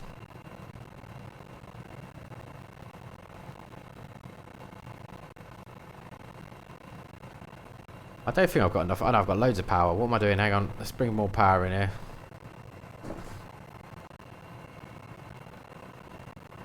There we go.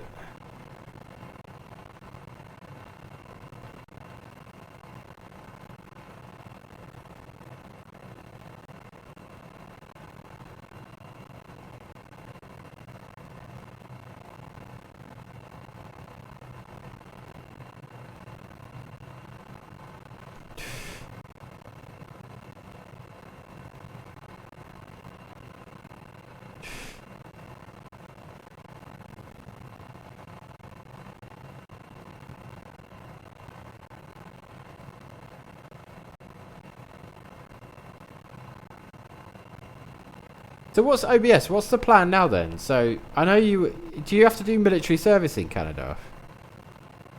Like national service or anything like that? Or was that just something you wanted to do?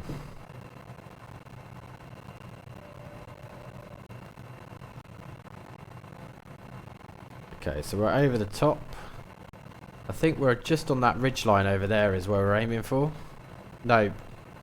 Ah, just a passion, okay.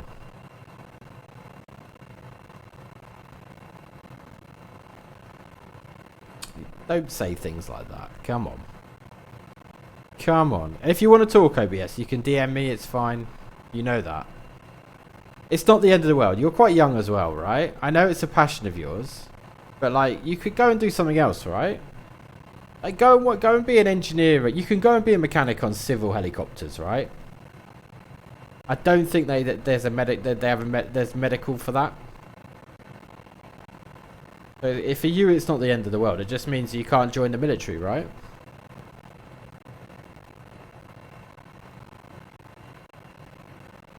Is it? So my flight school was the UK's. It might not work like this in Canada, just so you're aware. But my flight school was one of the biggest. Is one of the only certified oh god, I can't even think. Lenovo. I was gonna say Leonardo repair and maintenance centres in Europe. And so the military used to send some of their Leonardo helicopters to the mechanics at our place. Yeah, Leonardo. So they're the guys that do the 109s, the 139s, etc. So they were effectively working on military aircraft. On behalf of the military, they were like contracted. You could do that still.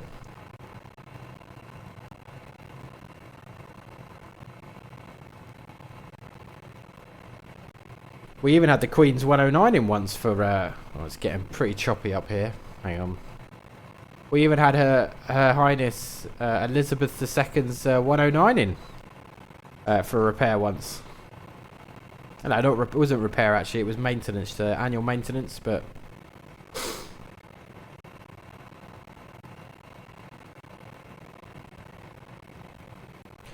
Yeah, I know. I get it, right? I do understand, but it's unfortunately if you cannot get past the minimum criteria for health, then you just have to look on the positive side that it's not the end of the world. That there is something you can do. Like go work for Bond or CHH or Bristow or somebody like that. Working on the oil rigs, their helicopters.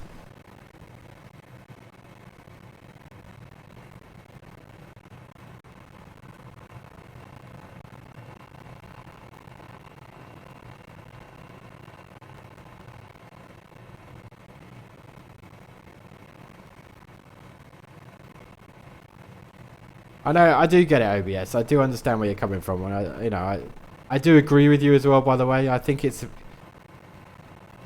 As long as, like, if you're somebody that has epilepsy or I used to go to school with a guy, a lovely guy called John, by the way. He used to basically have a heart attack. His heart used to stop, right? So all the teachers were trained in how to use defibrillators, etc., etc. But he'd be in class one day and randomly his heart would just stop and he'd have a heart attack. 17, 16-year-old having a heart attack.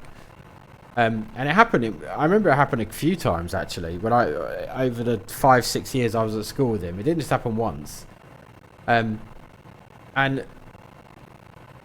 if you've got those kind of medical conditions, then you can't really have people working around machinery for your own safety. But I don't know, for the more lesser things, like, yeah, he's still alive as far as I know. I don't think he's dead. He just had a condition where his heart stopped, and then he had like a pacemaker or like a defibrillator put in his heart, so it used to, as soon as it detected that He was having a heart attack. It used to restart it. But he's why have we got... Sorry. This is really bugging me. I don't know why it's done this.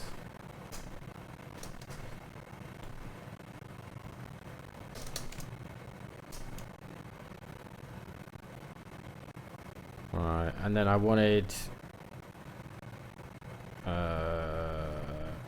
wire cutters is okay. We wanted the pod back on with about 200 kilos on it. And then there we go, fine.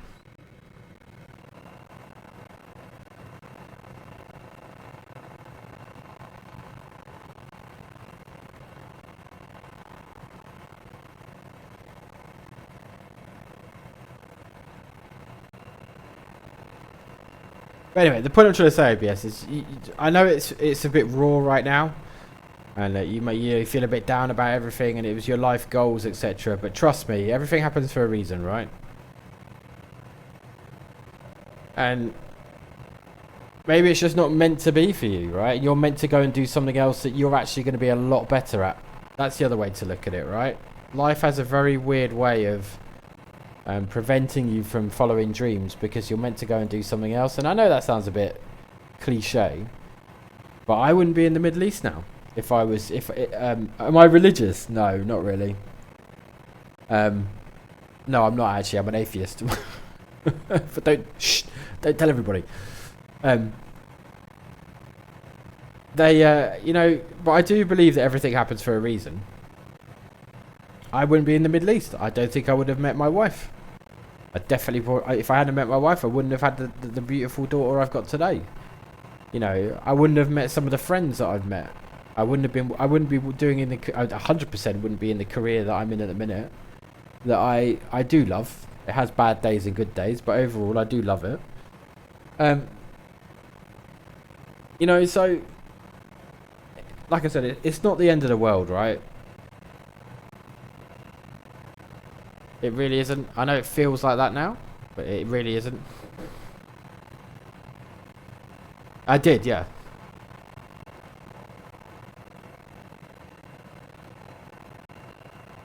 Oh.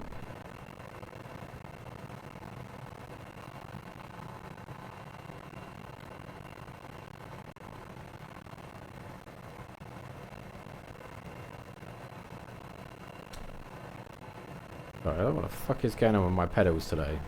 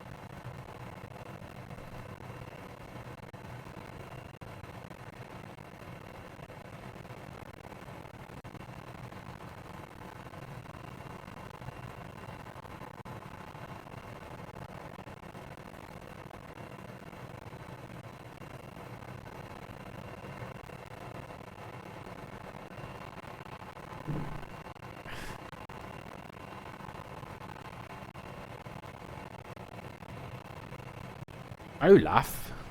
What, you mean, oh god, what's it called? I can't think of the name of it now. What's that program called? From Disney, yeah. What is it called? Snowman. Yeah, I know, but what's the film it's in?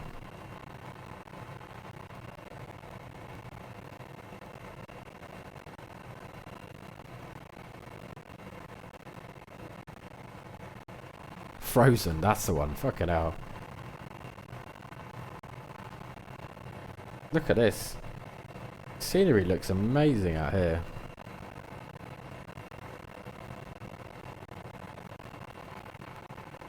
We don't have a lot of options if we lose engine here. I don't know where we're going to land.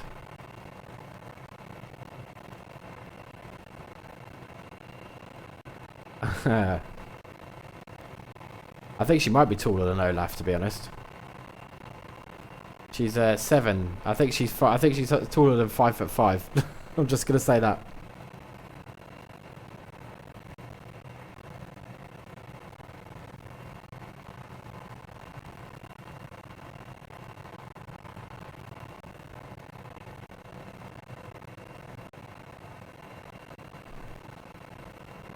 True.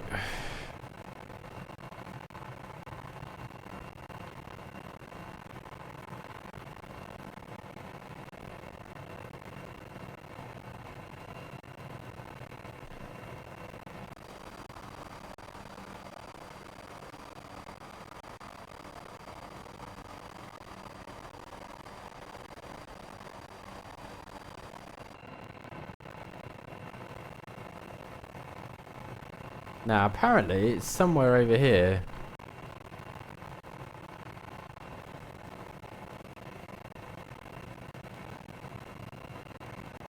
Oh.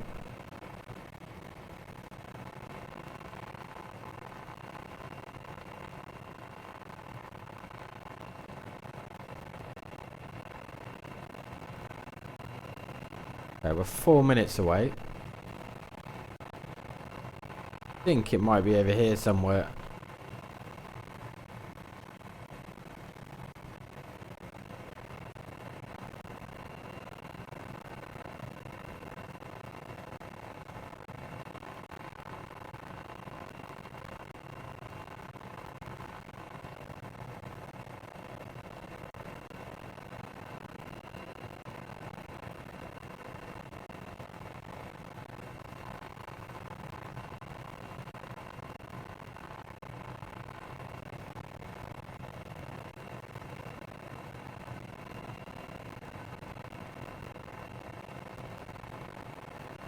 Okay, now everybody keep a lookout because I have no idea where this place is.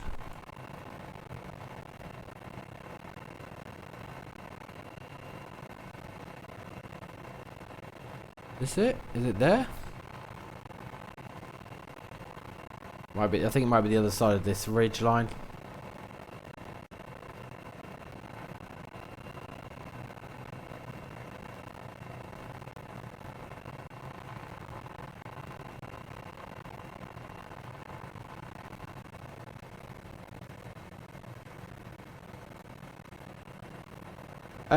The 125 I haven't actually flown. It's alright. That's a little bit arcadey.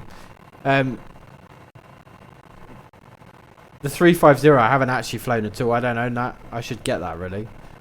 The 160 is pretty good. The Airbus H160 I quite like. But I use that for more kind of IFR kind of flights. Oh my god, where is this place?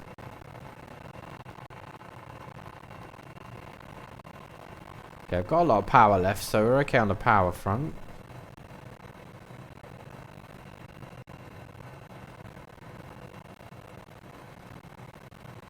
I'm not too worried about power at the minute. I'm losing a bit of airspeed though.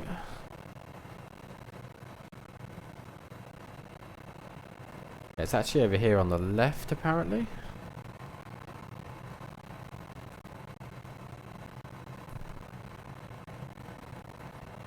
Oh, I can't see anything.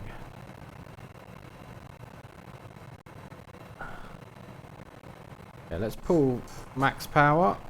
Get us over this ridge line. Yeah, I haven't got the 350 by Cowan. I'm going to purchase that when I get paid tomorrow. We'll have a look at that.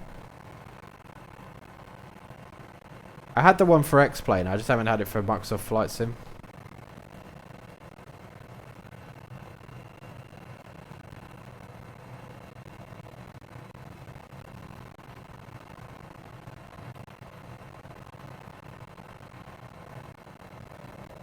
Okay. The fuck? Where is this place?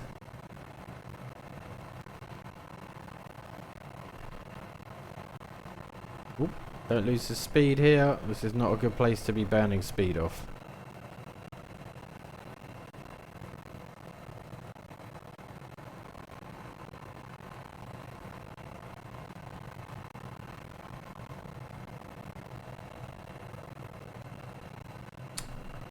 No, don't do that.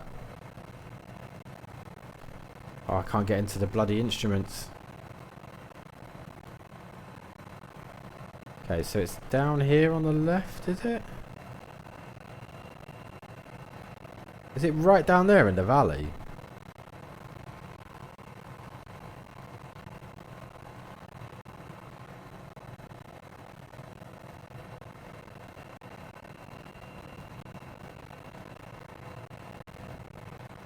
I think it's down there.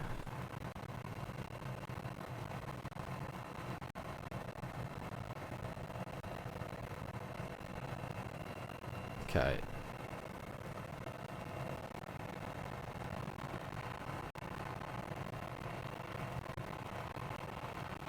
Am I living paycheck to paycheck? No, I'm not. But oh shit, where the fuck? Oh, there's the horizon. I'm not, but I try and keep my purchases to a set amount, should we say? And I'm over that this month, because otherwise it gets a bit silly, right? I think I've spent about 100 quid this month on just Orbex scenery. They give me some of it for free, and then I purchase some of the other bits. And I'm trying to just kind of like... Yeah, it's become an expensive hobby though, right? Is this it here? Because I'm a partner with theirs, so I do... So for instance, this... If I showcase some of their work, then they give it to me for free.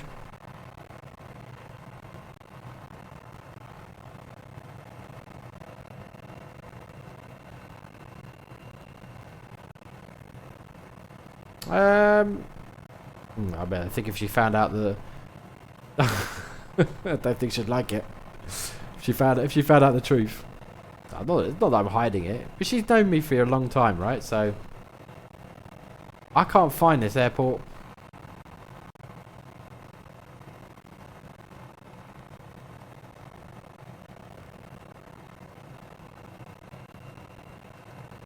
Just close this.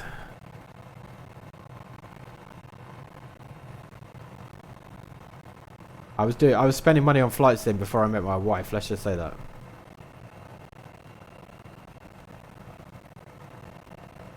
Is this it off the nose here, maybe?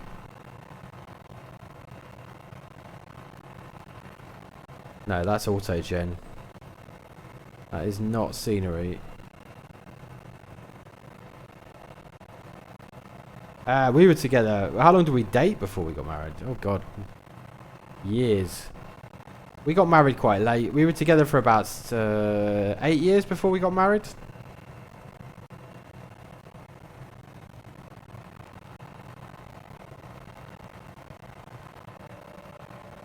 I had other priorities at that time. Spending money on a marriage wasn't my priority. I wanted to get a house before I spent money on a marriage. It's different priorities, right? Some people like to find somebody, find a boyfriend, girlfriend, you know, date, get married, then have a house, then have children. I was you know, like, we wanted to get a house before we spent money on getting married, basically. That was it.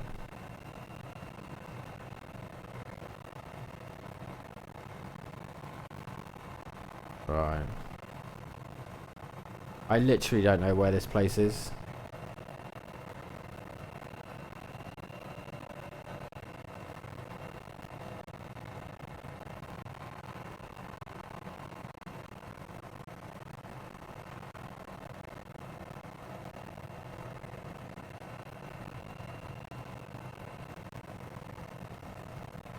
Yeah, well, no, we didn't. We rented it out for a bit. And then the tenant said that they wanted to buy it. And we'd only just moved into that house before we moved out here, so we weren't that precious, so we sold it.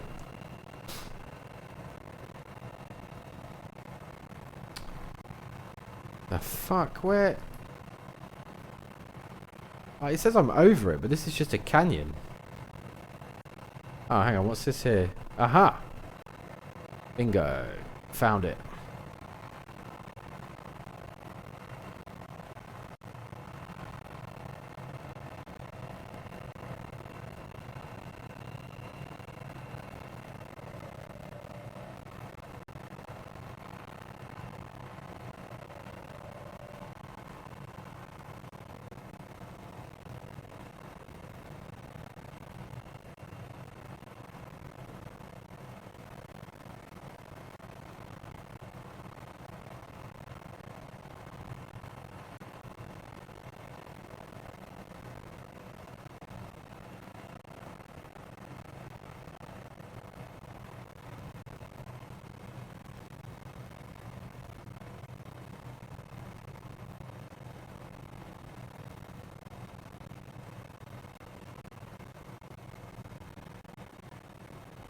Right, what we're going to do is just get to the end here, do a U-turn, a 180, and then just pop her down.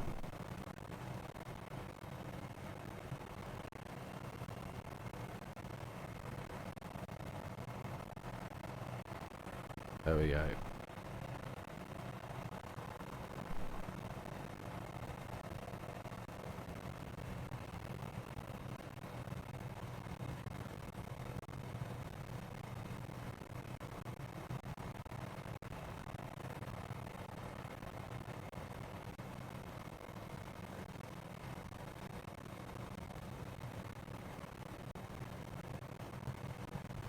There we go. We're down. Right, roll off. Governor off.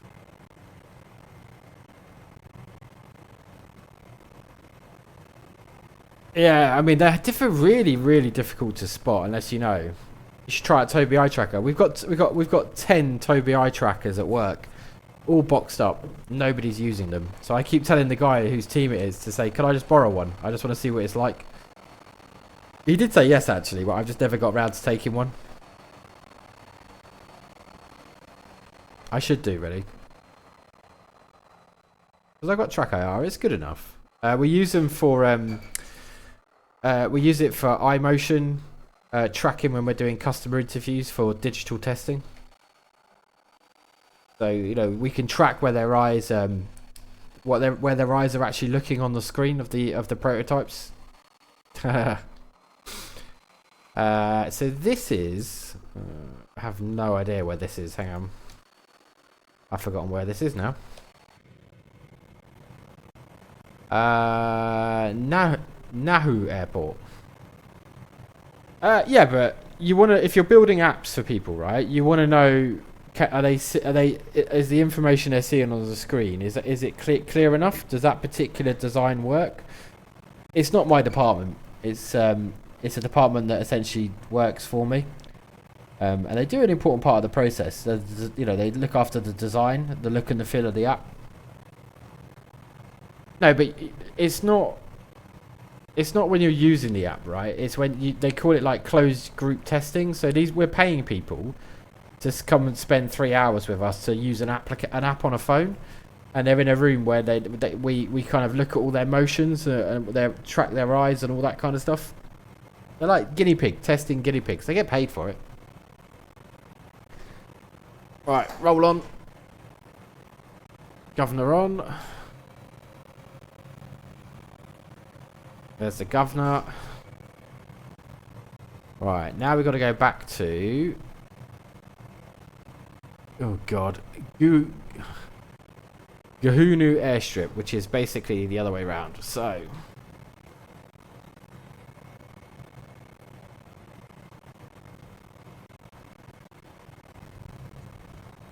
Okay, there we go. Lights out, noodles top of the green, T's and P's in the green, amps, fuel check, voltage fine, no abnormalities across the inputs. So we're looking for 60 knots. 60 knots coming up. Right, left hand turn out. Oh shit, we're going to lose power. We're going to way too high.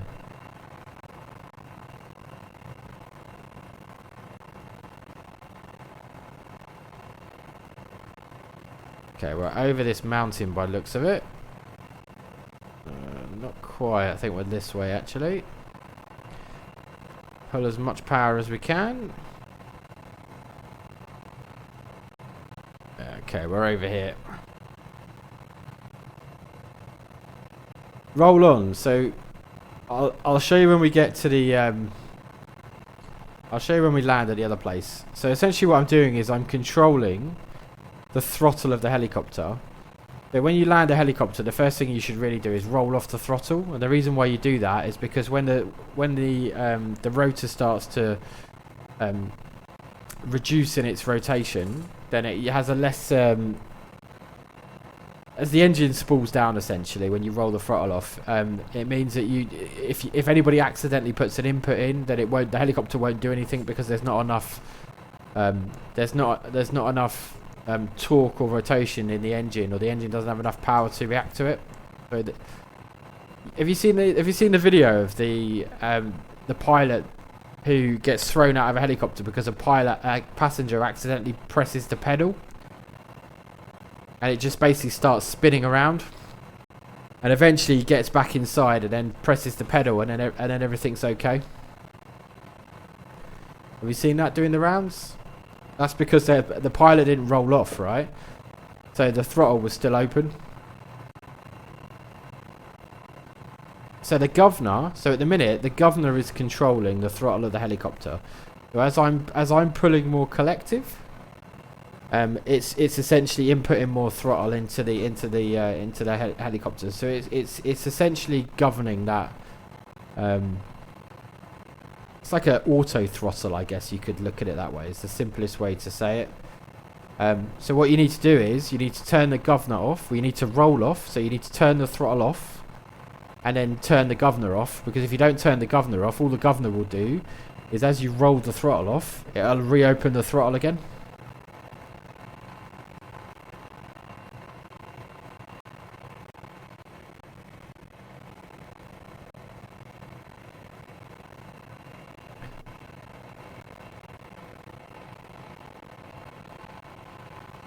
When I land, I'll show you what I mean, right?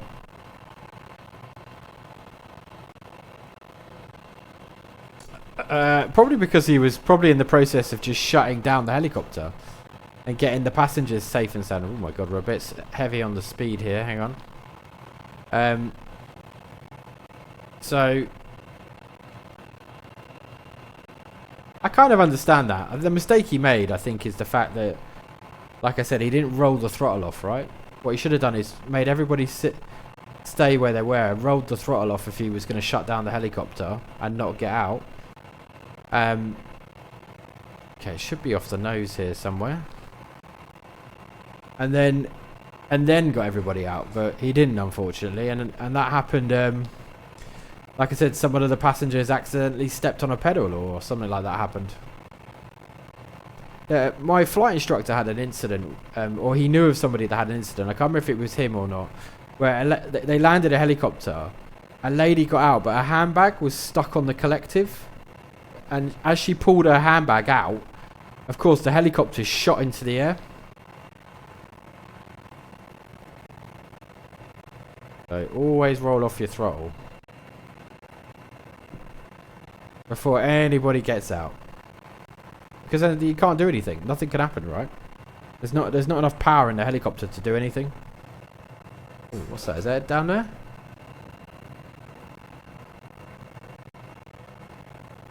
No. Oh, there we go. Off the nose. Right, quick wind check. Actually, wind check's across the runway this time.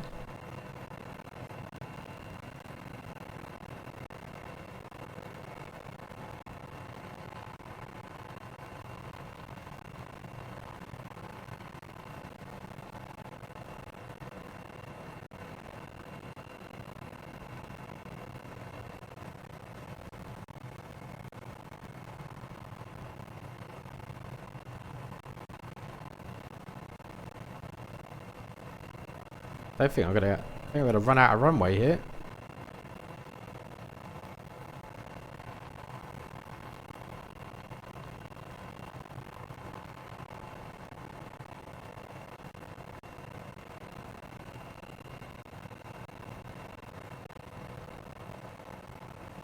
We're a bit close to that tree. Hang on, let's reposition.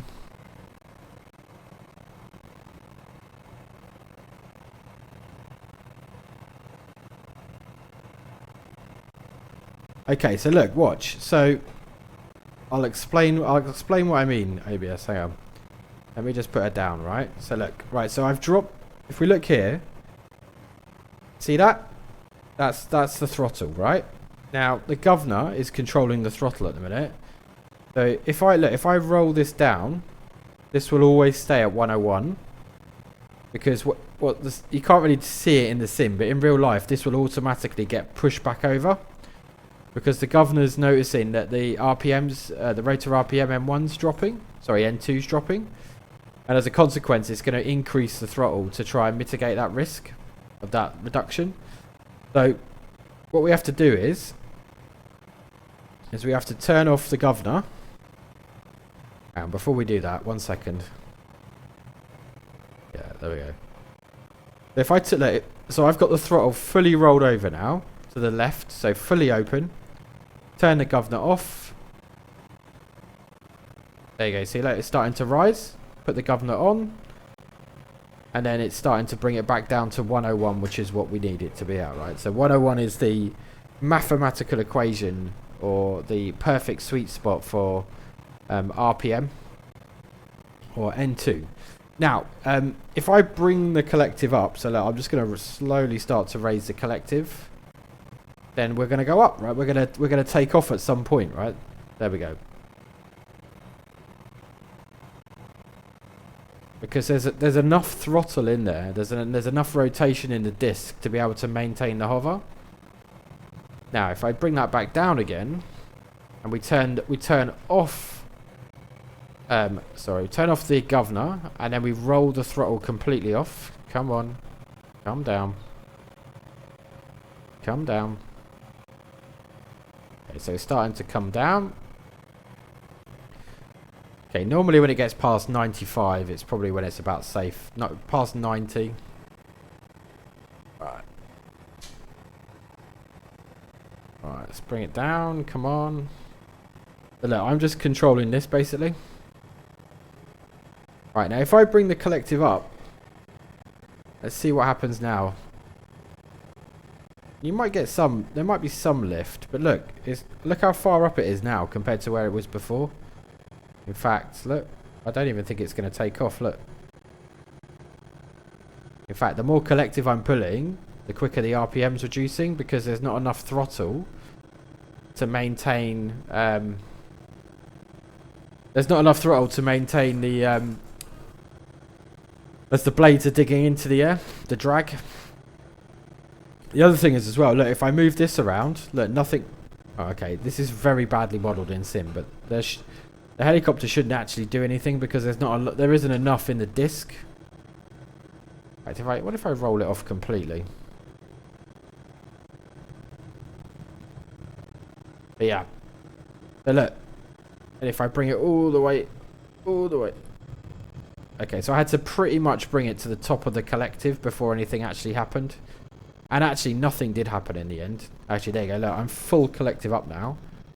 And the helicopter's going nowhere, but we are losing RPM. So let's bring that back up. Because the engine hasn't got enough throttle to maintain, to counter the drag that the blades are creating when you're raising the collective and changing the angle of attack. So that's why you always have to roll off. Well, you should roll off anyway. Anyway, now we're going to roll on. So what I mean by that, we're going to bring the throttle back up. The governor is currently off at the minute, so let's put the governor on because we want the governor to catch it at 101 and just maintain it. Okay, so it's just gone past 101. It's at 104 by the looks of it. You're going to settle for me? There we go. It's starting to settle now. It's now at 101. So now the governor is essentially controlling the throttle. And look, if I... A little bit of collective, you see, look, now we're airborne. There you go. Roll on, roll off.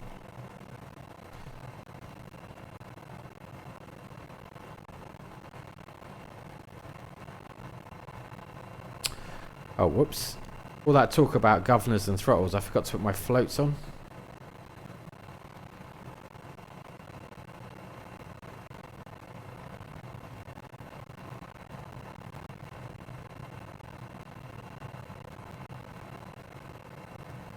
don't even know if we're going the right way either. That's the other problem. Okay, we are kind of. We need to come this way.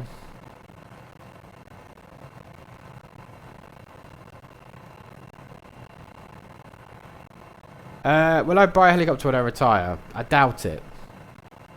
I might get an R22. Might do. Because they're cheap. But by the time I retire, I don't think... I think by the time I retire, you'll have flying cars at that, probably by that point. I know that sounds crazy, but I'm pretty sure you will. Right, let's just put the... 120.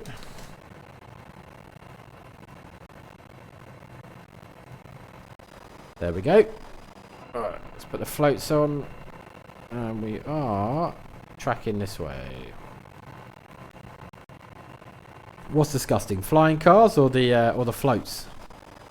I think the floats look dope actually. Quite like them.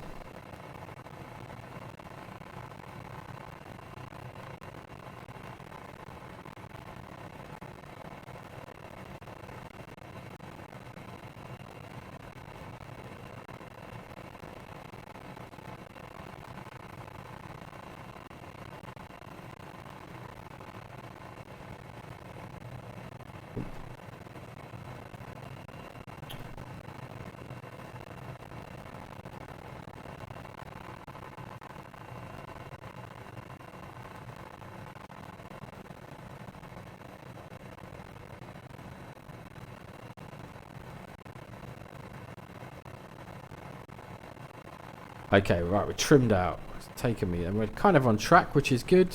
I wonder if I can get a weather report.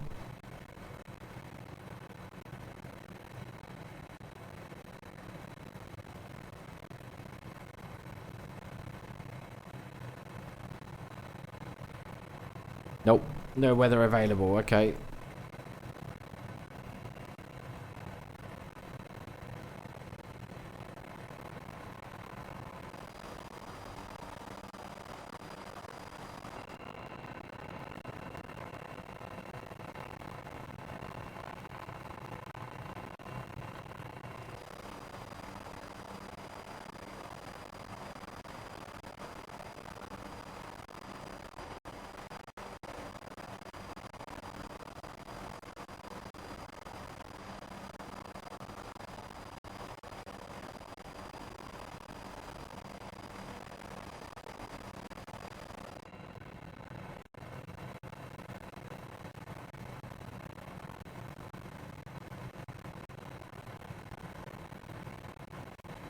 Right, let's just close this down a second. The next thing I want to try and do is try and find my tracker.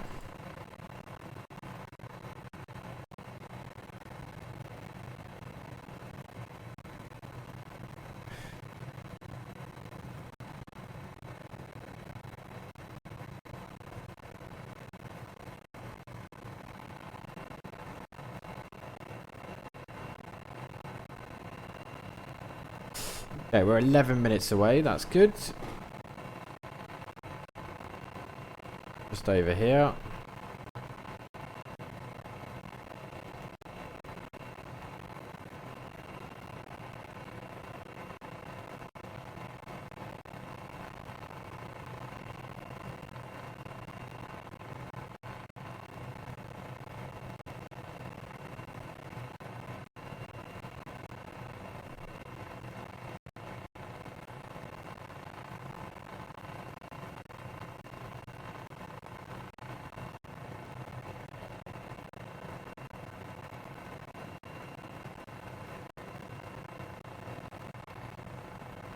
Okay, there we go.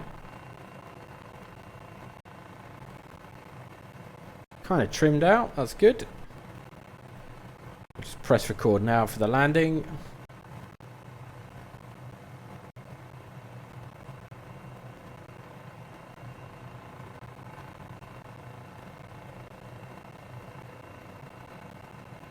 Okay, nice 500-foot descent we've got going on, which is good.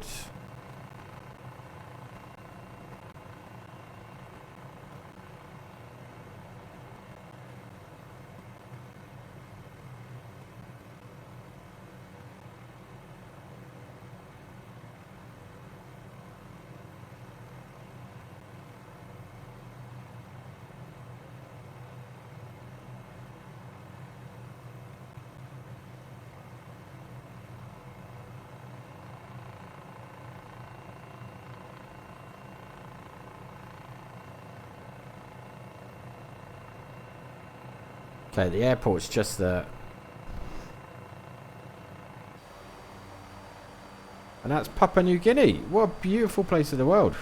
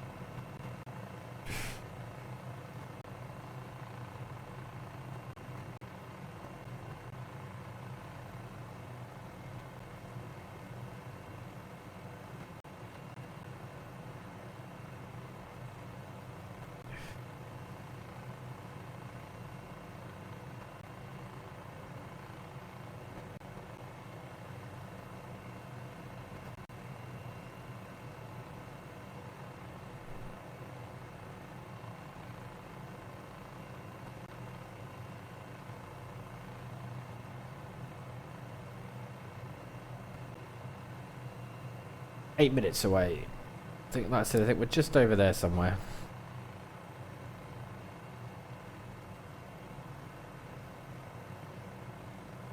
Coming through 2,100 feet.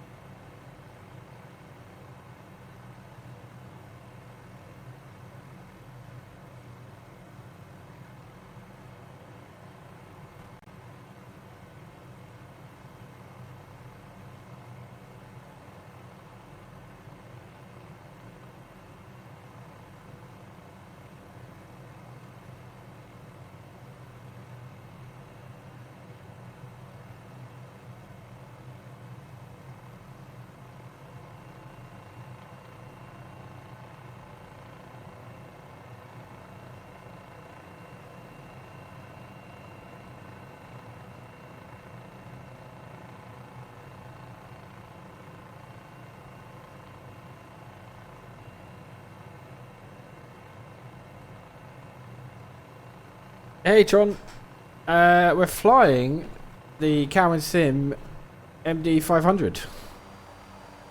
We're just on our way back. We've just been delivering some food parcels to the community over in the hills of Papua New Guinea. Orbx have just released one of their Highland packs, so there's loads of little bush strips all dotted around here. And we've just done that. So we're just on our way back now. Well, welcome, welcome.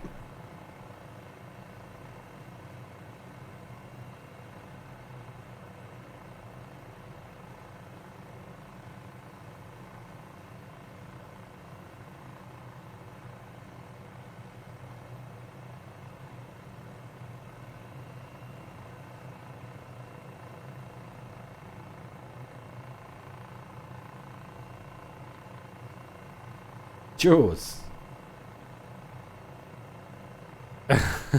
Oh yeah, I think it is, isn't it? Yeah, it does look a bit like that. I forgot about that.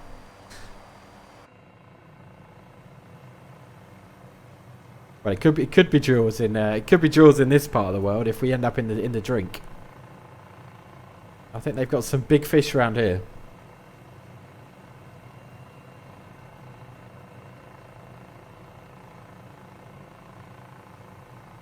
Okay, we're 6 minutes away. Oh, we're a bit slow. Let's pick up the pace a bit.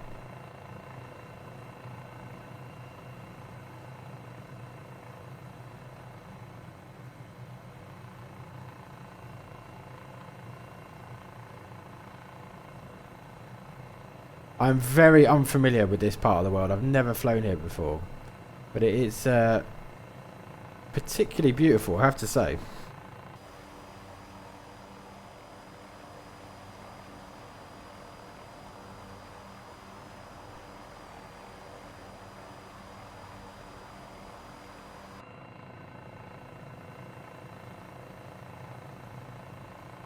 Now I remember there was a port, and I remember we kind of had to come in this way. I think that's the runway there.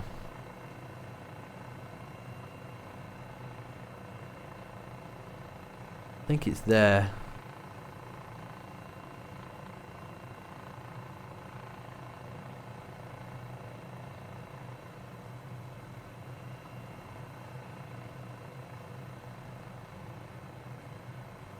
Yeah, 3 minutes away. 3 minutes.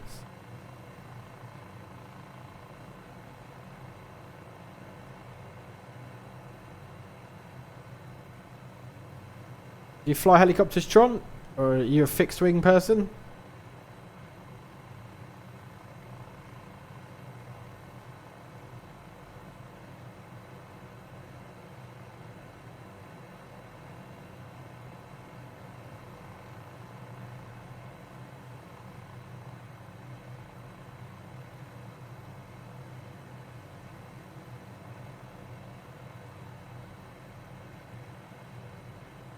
Let's have a quick look and see what the wind's doing. Okay, it's 2 knots, so it's options.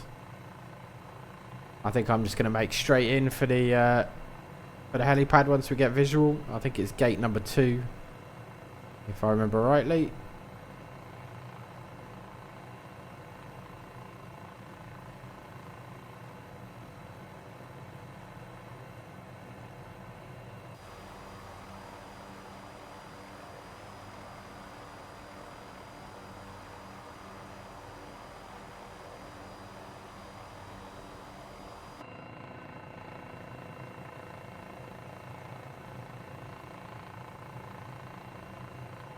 The water is very, very, very calm.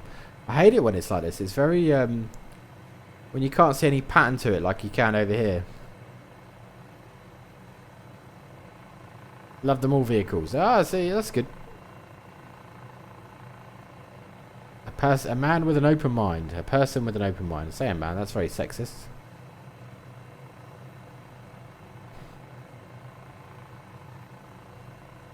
Okay, so now we've got to try and keep an eye out for this. Okay, in fact, there's the runway, so we'll just make straight in there. I thought it was through here.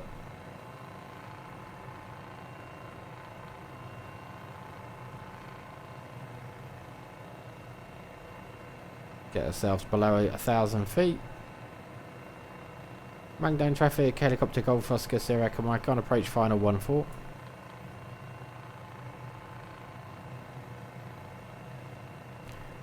We've got nobody online at the minute, so it is on Unicom.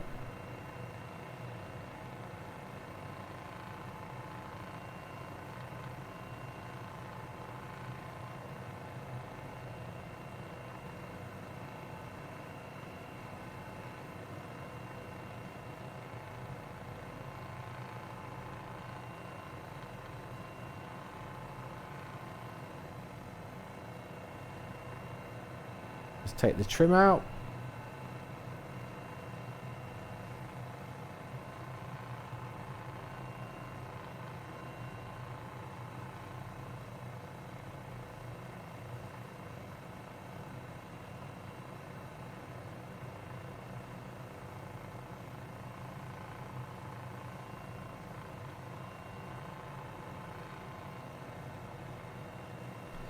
And traffic, helicopter Golf Oscar Sierra Mike final 2-6. It's 2-6. We're actually at the other end, so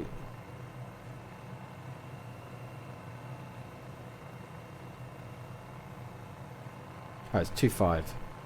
Find traffic, helicopter Golf Mike final 2-5. Okay, quick check of the windsock. Yeah, verify 0 wind, and then we're down the other end. Getting some of this speed off.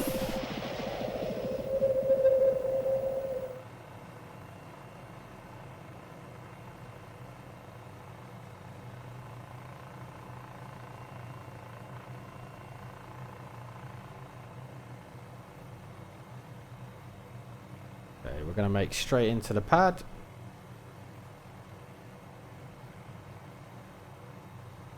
Oh, somebody's in my gate. Let's take... Oh, there's somebody else in the other gate. Okay. Let's take the gate number 4 then. Or number 3.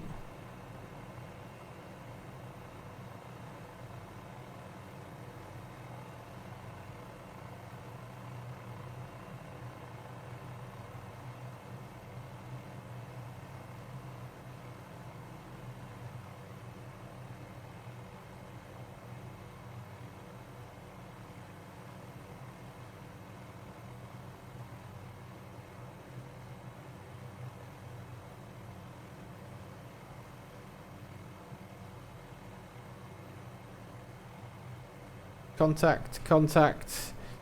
And then move governor off, roll off. Let's wait for the throttle to come down. Is it coming down? Slowly, by the looks of it. Is it?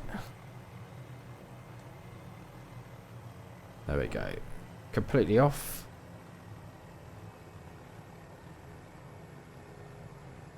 Quick check. Let's cage that. There's RPM coming down, TOT's coming down, and there's N2 coming through 60. And the gen off. Take the start pump off. Get the anti-collision lights off. Landing lights off. Throttle's fully over. Detent on. I think we can put the parking brake, the rotor brake on now. Bring this up. And we will put our headphones on here. Oops, there we go.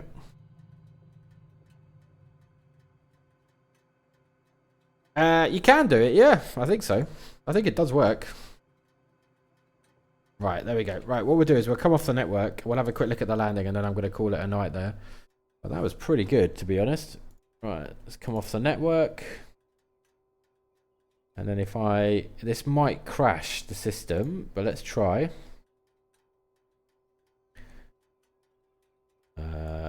Replay it from there. A little bit too far forward. Whoa, no, stop. Whoops. It does that sometimes. Right, main menu. I'll just quickly load it back up into the airport and just rerun the replay.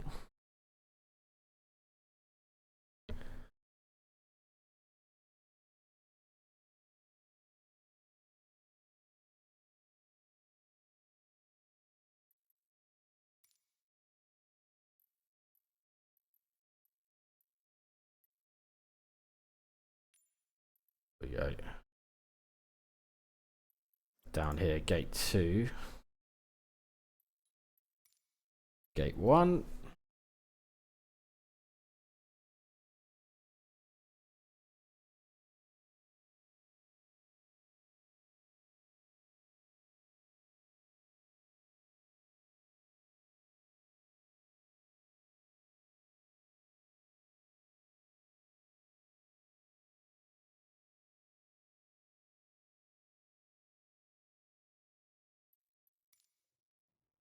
Close that out. Turn off my track IR. And then if I do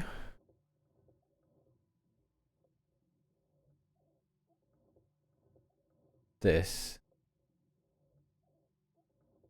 there we go.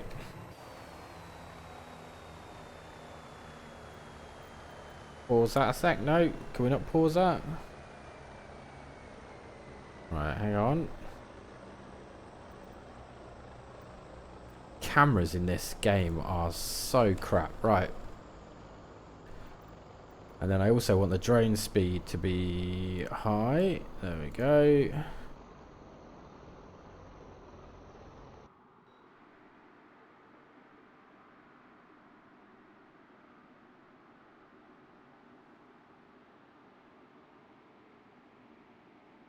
Oh God, where are we?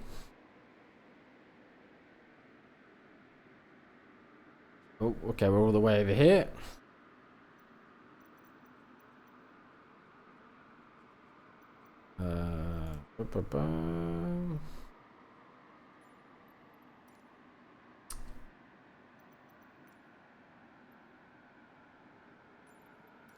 There we go. Gotcha.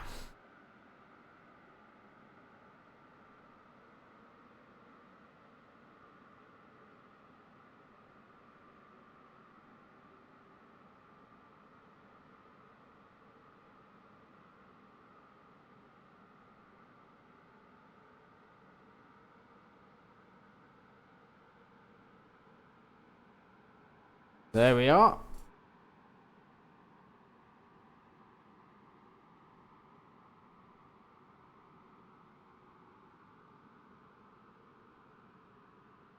Ah.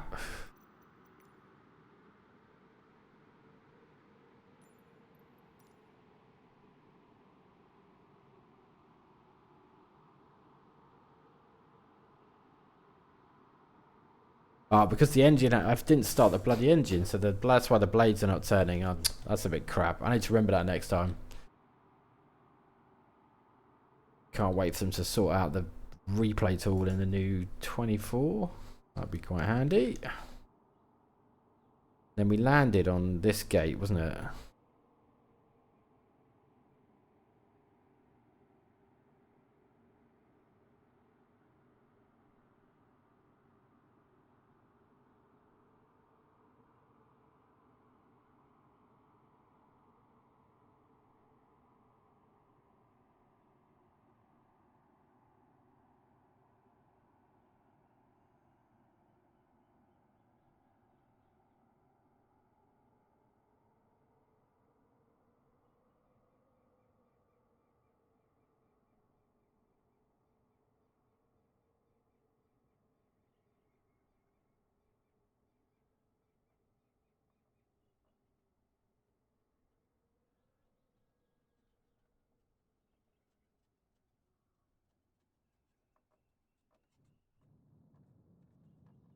And that was it. It's not a bad landing in the gate. And that's Papua New Guinea. So let me just close that down. Yeah, no, we don't want to save that. Have a look if you're still around, if you're interested in bush flying. Like I said, this is Orbx's second Highland bush strips pack. I over in Papua New Guinea. It's quite good fun actually, I have to say. I have no idea how you get some of these fixed wing planes in some of these airstrips. I'm guessing this is the first pack by the same developer. I haven't got this, but I might get it actually. It's very good.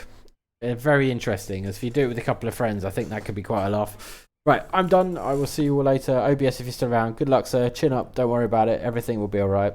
And nice to see you, Tron. And I will see you all soon. Bye-bye. Manifold pressure's green. Lights out. Green, green, green. And a fuel check. Okay, so landing then. Oh, let's just stabilise first.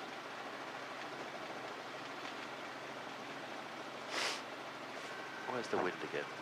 Slightly changed. So just bring it round here again. That's a bit better. Okay, so down, right pedal, down.